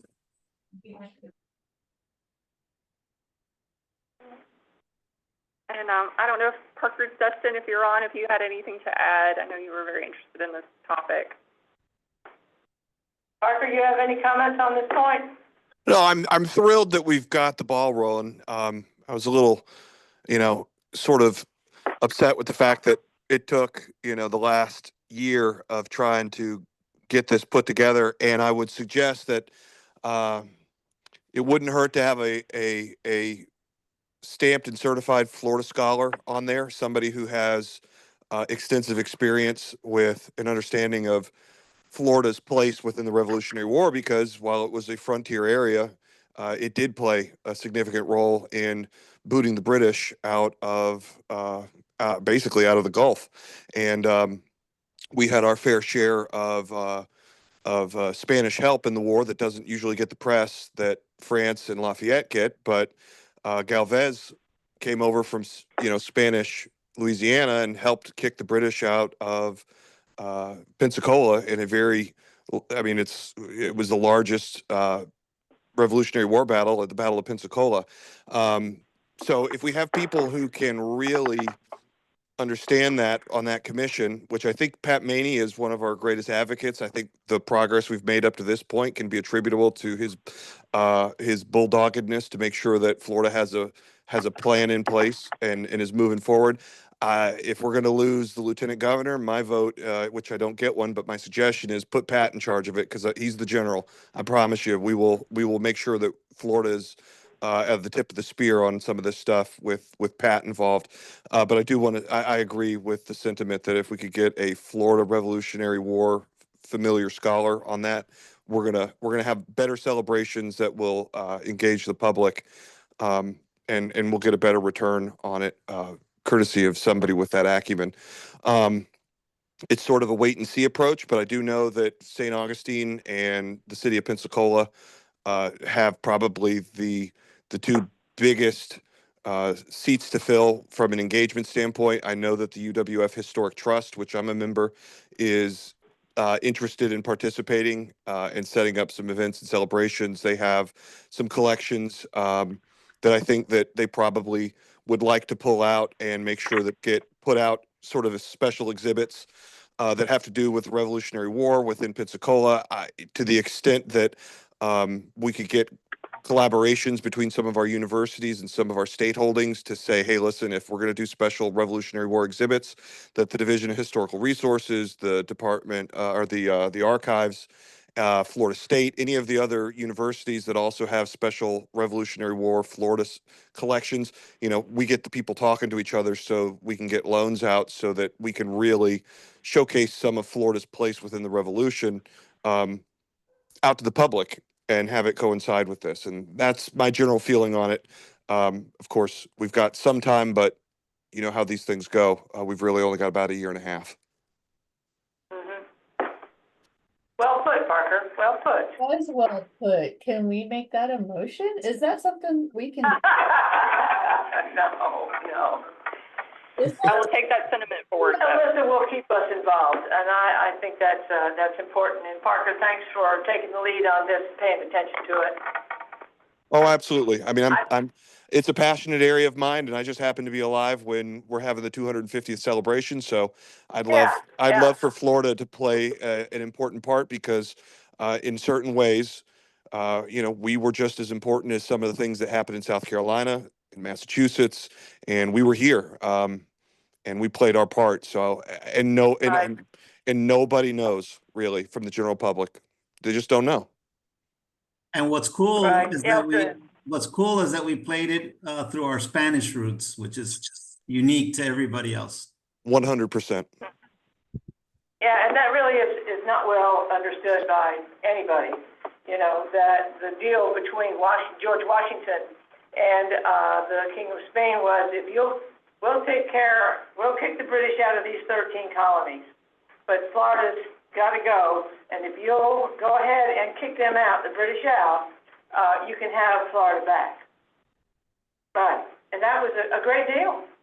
You know, and because Florida, especially Northwest Florida, was being used as a, a launch pad, where troops assembled from Great Britain, and then they marched up and approached Georgia and the Carolinas. So it was significant, but it's a little known fact. And Pensacola has paid a lot of attention to West Florida's role in that. So I'm sure that our UWF Historic Trust will have a big role in it. I don't know if we have an 18th century historian in the history department, but I will check. I'll check. Great. We might not. Terrific. News says that Nunez is definitely going to be appointed today. Yeah, I heard that, but I forgot. By you, so presumably. How I missed that? That's all I right. haven't read a lot of news. All right, recently. so, our next order of business is other business. We have some things under other business. My notes say Winter Park. Yes, that would be me. This is Mark Rick, go. Tormey. Hey, I was actually just looking for some direction from DHR and perhaps from the Florida Historic Commission. I'm representing a client who I think has been thoroughly abused by a historic preservation board in the city of Winter Park. And so I'll try to make this short. It's a very, very long story, but my client was accosted by a historic preservation board member, verbally and physically on his site, and threatened and coerced into paying a $100,000 fine to be able to do what he wanted to do, which is, I reviewed the plans. The plans have been reviewed by the former chairman of the Orlando Landmarks Commission, and we found them to be consistent with the Secretary of Interior standards. In fact, they had removed things that had been added that were inconsistent. So I think it's a very, very good project, and I think I'm qualified to say so. Straight up, the City Commission and their Historic Preservation Board did not follow their own ordinances or their zoning codes. And the house was previously approved by the board, and this smacks very hard of, I'll use the word coercion, but this is extortion. And now, to cover their tracks, the city of Winter Park is proposing an amendment to their historic preservation policy, which would allow someone to, we call it pay for play. Okay, so it's pay for being in compliance rather than being in compliance. My concern with that on a statewide level is this sets terrible precedent for cities all over the state of Florida that have valuable historic. So College Quarter in Winter Park is pretty much the equivalent of Coral Gables in Miami. So if you are able to go into one of these neighborhoods and say, okay, I understand you guys have a preservation ordinance and you need to play by these rules, but if I pay you $200,000, and their number is extraordinarily high, it is 30% of the assessed property value. The assessed property value for my client is $2 million. If you can't do the math, that's $900,000, and you can do whatever you want to. I think this sets a terrible precedent for Sarasota, for Palm Beach, for Winter Park, for Sarasota. I said that, St. Augustine, Pensacola, and I work in a lot of small counties where, that kind of money is just unheard of. But, Apalachicola, Jacksonville, Hyde Park in Tampa, those kind of places, I think this presents a clear and present danger. I just would like some direction from DHR or the FHC as how to proceed with this. There's already an ethics complaint that has been filed, and I'm pretty sure that this will be followed up by a lawsuit. You know, Rick has. Rick, I know it's a lot to swallow. I know I've tried many years, not many years, many years ago, I have tried to get our staff to consider delisting a CLG. If you remember on the West Coast by Clearwater, there's a little town over there that destroyed 90% of their historic fabric, and nothing ever happened. They continue to do what they're doing. But to ask people, to pay a ransom fee It's equal exactly to, what it is. equal to or up to 30% the value. I mean, what are they thinking in Winter Park? And how do we, as state oversight of the CLG program and everything else that's Main Street and all that, stay on the sidelines and allow something like, is that a new ordinance? I mean, that just doesn't sound right. They're proposing this ordinance so that they can codify their behavior for the last 6 months. Wow. And I'm actually going down there and testify before them. I think this is horrendous, and I think it does create a precedent that we're going to see again and again in the state of Florida if we don't do something to get in front of it. And I'm, like Rick, I'm probably one of 8 or 9 really qualified preservation architects to get in front of this kind of thing. There's just not that many of us. But as a board, you guys represent the voice of the state. So I'm just asking for direction. How shall we proceed? Well, Did we send a letter, Judy, from the state? I mean, I don't know. I haven't seen one, but that's going to go before the Winter Park Commission on the 20th of February. If a letter could be generated that says this is not a very good idea, I think that's a first step. Kathleen, you want to pipe in? Thank you, Madam Chair. So let me get this straight. Because I was writing as you were talking, Mark. For properties in a historic district. Designated properties within a designated historic district. For designated properties, if you pay 30, the proposed ordinance says You if pay up to 30% of your property value, whatever number they assign to it. Right now, it's at $200,000. 30% of his property would be $900,000. so the ordinance would effectively tell him if he paid $900,000, he can do whatever he wants to the property. That's correct. So is this an ordinance? If it's on an agenda, there must be public record. There must actually be an ordinance available for people to read. I've got it and I'll send it to you. Okay.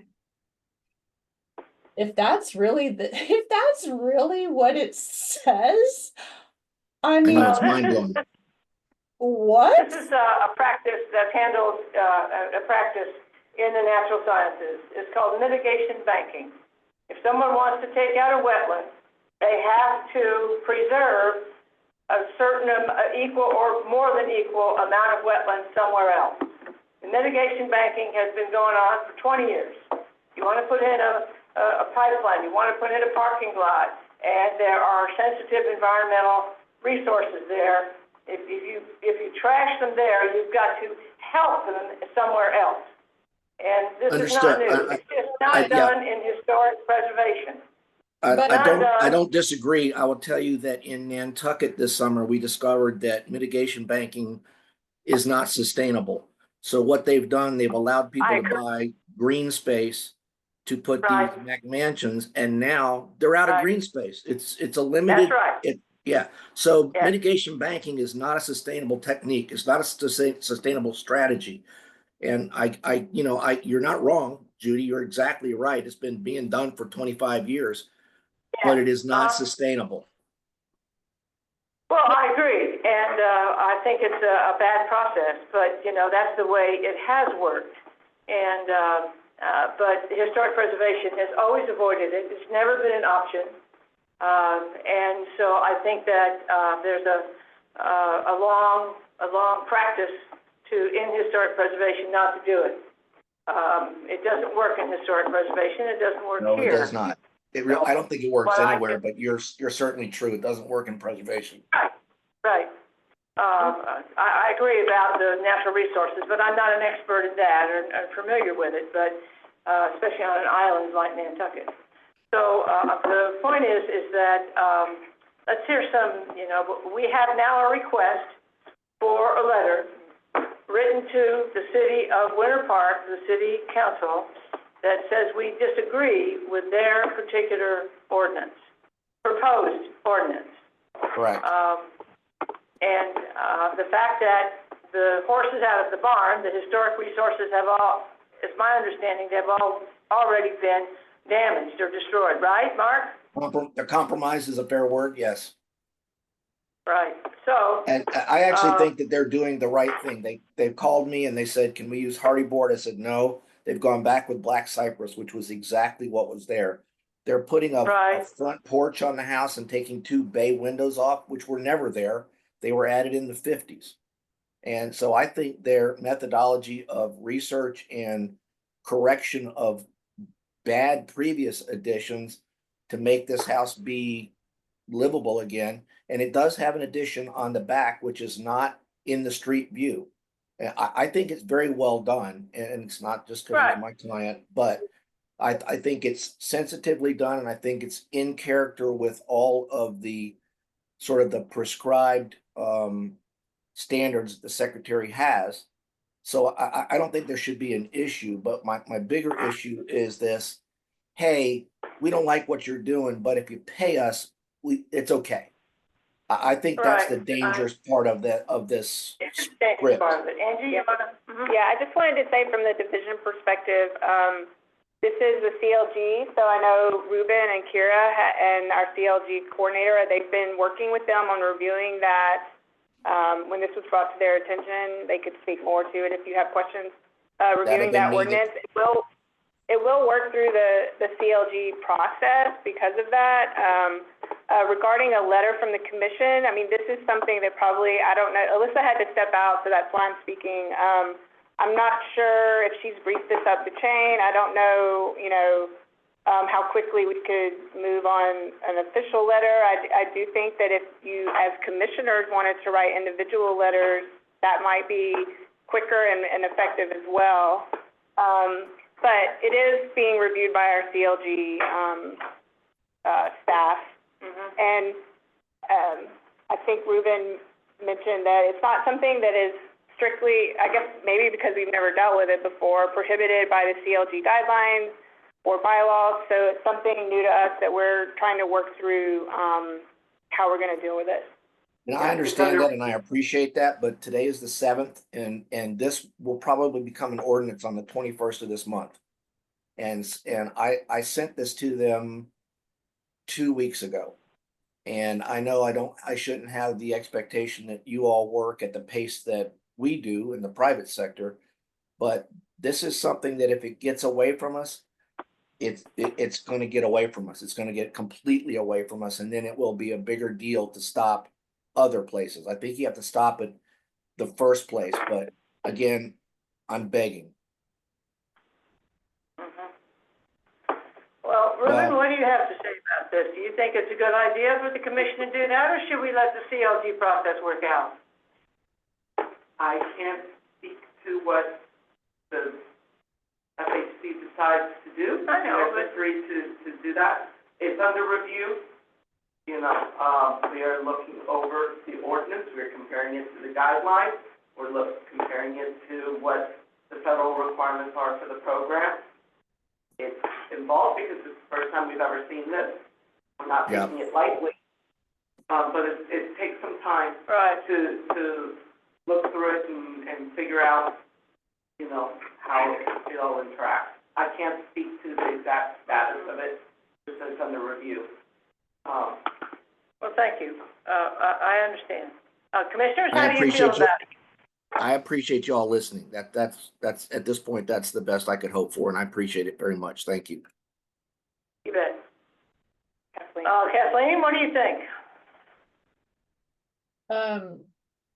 I think as wonderful as our CLG program is, and it's a fantastic program and fantastic staff. The way the program is currently written, which isn't going to be changed anytime soon, but the way their CLG stuff is written, they don't really have a whole lot to go on to really remove cities from the program. Like, as long as a city is doing the basic criteria, oh, you got to submit your agendas, oh, you have to meet 4 times a year, or whatever it is, you have to meet so many times a year. As long as you're doing those things, you're still considered part of the program. And this has been an issue for us for a long time. I know I have mentioned this many, many times before. It isn't fair for the cities. We have had other cities in the past, like the Bellevue Biltmore, the city that the Bellevue Biltmore is in, where the city actually does everything it can to get rid of its historic structures, and yet they're still allowed to be a CLG. It's mind-boggling, because they get to apply for the same special pot of grant money that the rest of us are applying for, that the rest of us are really trying to accomplish historic preservation in our communities. So besides that whole issue, I don't know that just leaving it to work through the CLG process is really enough. If we are not allowed to write a letter as a commission, which I think we should be, I mean, that is something that can potentially. Oh, yeah, we can write a letter. That's something that can potentially affect the entire state. Forget the actual project that Mark was talking about. What happens with that house? That is not our, right? That is not something we should really be talking about in that particular property owner, but this ordinance proposal is frightening. So that you could pay a certain fee, whatever it may be, you can pay this fee, and then you don't have to comply with our preservation guidelines. That's what it's saying. If I'm hearing correctly, that's what it's saying. That's what it's saying. Yeah, that's what. Right. That is super dangerous. Yeah. Especially if you start seeing ordinances like that in counties and in cities where development money is huge. Oh, yeah. Hello, West Palm Beach. Hello, Miami Beach. Hello, they will pay to play all day long. You don't have to follow, you can go and demolish a building if you pay up to a certain percentage of the property value to the city. That is terrible. So if we don't do a letter as a board, I am certainly going to do one as an individual member of the FHC. I would encourage the rest of you to do so also. I want to get the actual language. I want to see what it says. I just emailed it to you. So there's that, but that is, talk about opening a can of worms. That's unbelievable. All right. What about other commissioners? What do you think? Absolutely. Anybody against it? No, we have to do this, here's the problem, Judy. There's so much pressure in South Florida right now. For example, just yesterday at a public hearing that I had, a lady that had formed the Preservation Foundation of West Palm Beach, not the Palm Beach one, said she went to our mayor and asked him to designate May as Historic Preservation Month in West Palm Beach, like every other city and every other state in the country, and she was turned down by the mayor. No, people don't care about preservation. You guys are the only people that can do something. Local government is not doing their job.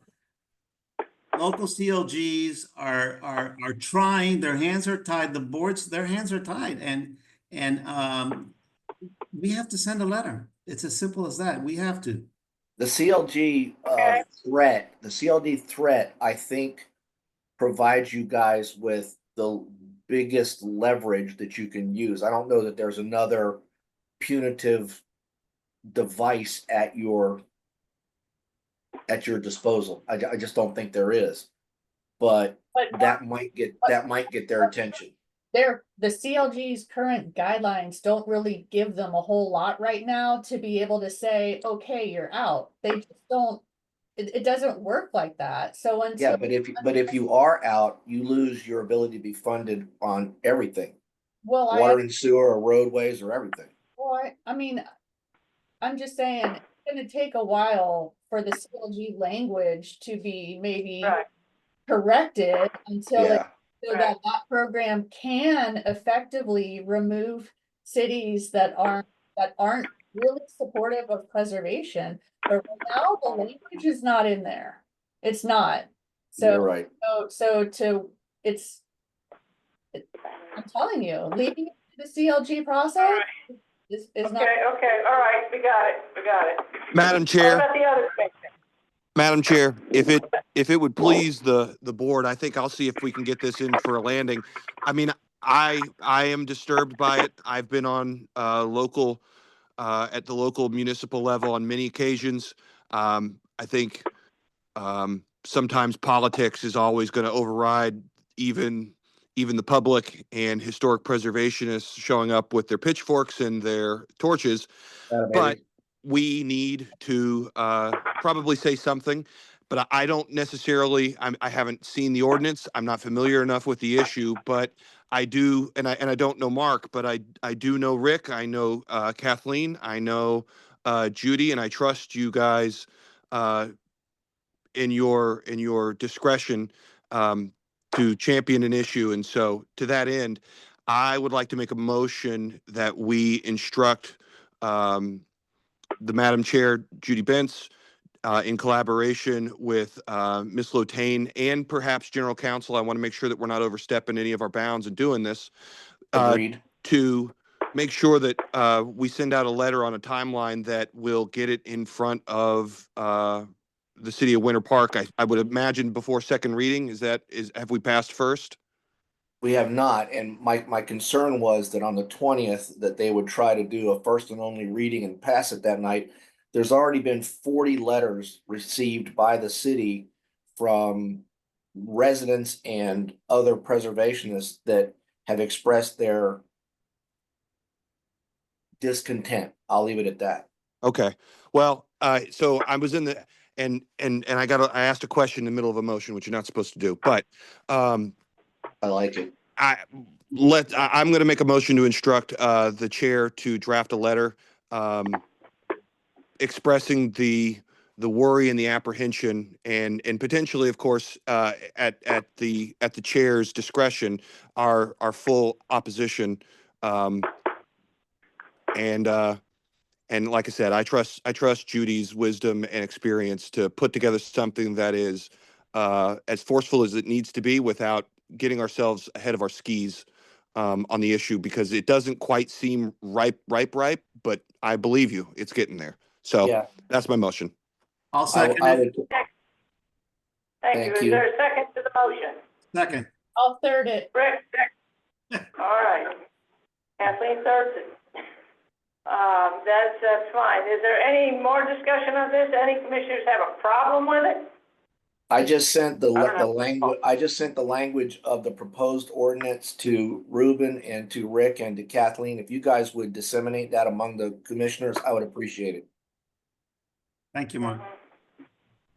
Okay. And I very much appreciate you all hearing. I don't have a problem with it at all. I wonder if it would be worth engaging as well state representatives for the region, and maybe at the national level, even at the very least, to copy them in on the letter. The initial ethics complaint was forwarded to the representative from Winter Park, and he was in transition from Winter Park to Tallahassee for the past week's special session. And we got a very curt letter back from a legislative aide, and I got $100 that says he never saw it, but she said that they weren't interested in following up.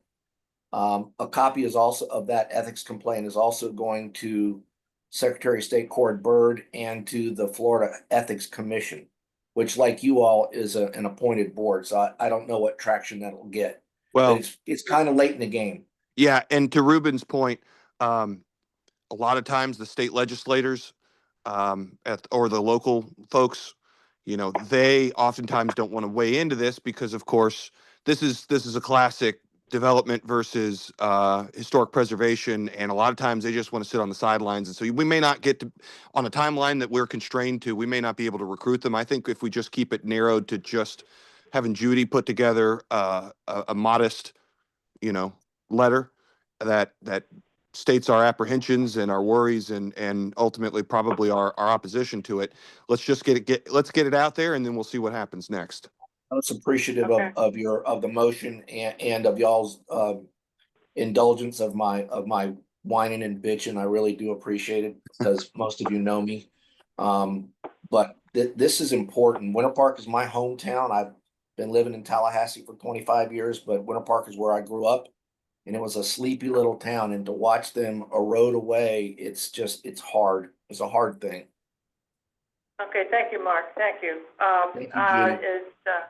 I think it's time to Even call if the this- question. Even if this only And, becomes a delaying tactic, I'll be pleased. Okay. So let's call the question, and why don't we, let's just see if there's any opposition. All in favor, please say aye, or signal somehow. Aye. Aye. Keep going. Parker? Aye. Aye. All opposed? That's a Good, so I'm beautiful gonna thing, consider people. that a unanimous vote. Okay? So You now, guys, y'all have my thanks, my gracious thanks. I appreciate it. you're welcome. Now, but what I would like to ask, since I am not an expert in this, I would like to ask Kathleen and Rick to put together a draft letter.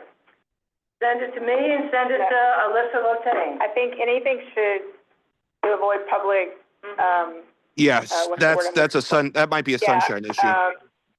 Yeah, sunshine, yes, thank you. I think any draft should, be disseminated to us and through us. That's a good idea. And I don't know procedurally, like if we're gonna have to run it through the chain here or not, so we're gonna have to check with general counsel and management on that as well. Okay, so we'll follow staff's guidance on how to do this. But I'm looking towards, Kathleen and Rick, you putting together the basics for a draft letter so that they can, that Alyssa and Angie can take it through the right channels. And I would say don't collaborate on that together, send us separate emails. That's right, I forgot about 100%. that. Yeah. Yep. Okay. All right. Well, good. Well, thank you very much. Thank you, Mark, for bringing it to our attention, and it is a dangerous precedent. Yeah, and South Florida has got more money, they'll just start doing that all the time. All right. The next item, of business, is that, Frank, you wanted to bring up the cemetery? No, I mean, I had seen that a cemetery was, Putnam County? desecrated, if you will, in Putnam County, destroyed, and just, I passed it off the food chain. I know we do talk about cemeteries. I don't necessarily have a dog in the hunt other than Right. being concerned about that, so. That is, and I'll just say, our Historic Cemeteries Program Supervisor has been in contact with people in Putnam County since those articles started coming out, and we are aware of it and helping to try and collaborate and put people in the right direction on what should happen. All we can do is recommend. We don't have jurisdiction. It's a local issue. But we are, have been talking to various stakeholders on both sides, and also, Katie Meillard is aware of it from the human remains perspective as well. Right. It's interesting, Madam Chair, this is Parker. Yeah. It's an issue, and I'll say this for the benefit of staff hearing it, and I haven't called staff on it because I was actually reached out by different stakeholder groups on the very same issue. There were some antique dealers, Civil War antique dealers that had been approached by Gravestone. yeah, they were taking the grave markers and trying to sell them, and they were Right. deeply, deeply upset. And so I got a telephone call from one of the dealers that had been sort of solicited, and said, "This is not good. What does the state?" And so I Sure. basically sent them, based off of what I had read on the Division of Historical Resources website, to local, which is you got to talk to your sheriff, and then you got to start talking to your state attorney. And there are some, but it is, if Frank has heard about it, I've heard about it, it made the local newspapers. I mean, there's a lot of folks upset over it. Right. Well, good, I'm glad you're on, Angie, I'm glad that, the cemetery, people are on. Yes, they are. And that's good, selling the gravestone is just horrible. Or trying to, and I'm glad an antique dealer of all people brought it to your attention, they were appalled. Yeah, That's you good. know, That's good. many of them are just passionate historians. They are not academics. They have different feelings about whether or not you should be able to have some of that stuff sold privately. I understand that there is friction between the private collector community versus, but even they have their limits. They went, good God, grave markers, give me a break. Right, right. Even they have lines and limits. That's good, that's good. All right. Any other business? Rick. Yes, Rick. Yes, I was wondering if staff could give us an update on the Florida historic tax credits. Hi, this is Angie. Alyssa is our expert on that, but to my knowledge, that's not moving forward as of this moment as a legislative item this year. So if that's not correct, we'll let you know, and Alyssa is the one that's mostly been dealing with that in the past. So that's 13 years of trying and 13 years of strikeouts, huh? Yes, essentially. Yeah. Wow. And then I have just a little minor comment of a preservation friend of ours, Daniel Seraldo, a young preservationist from Miami Beach, is running for city commission because there's very little left in Miami Beach these days, right? They're just tearing everything down and replacing it with McMansions. So he's doing the right thing. He jumped into the race this week, and I just wanted to let my fellow commissioners know. And if you know people that live in Miami Beach, ask them to vote for him. Good, thank you. Okay.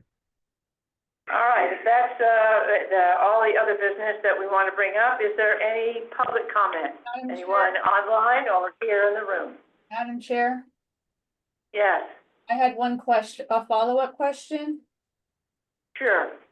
It's just a follow-up question to something we've brought up in the past. We had talked about maybe, I can't speak anymore.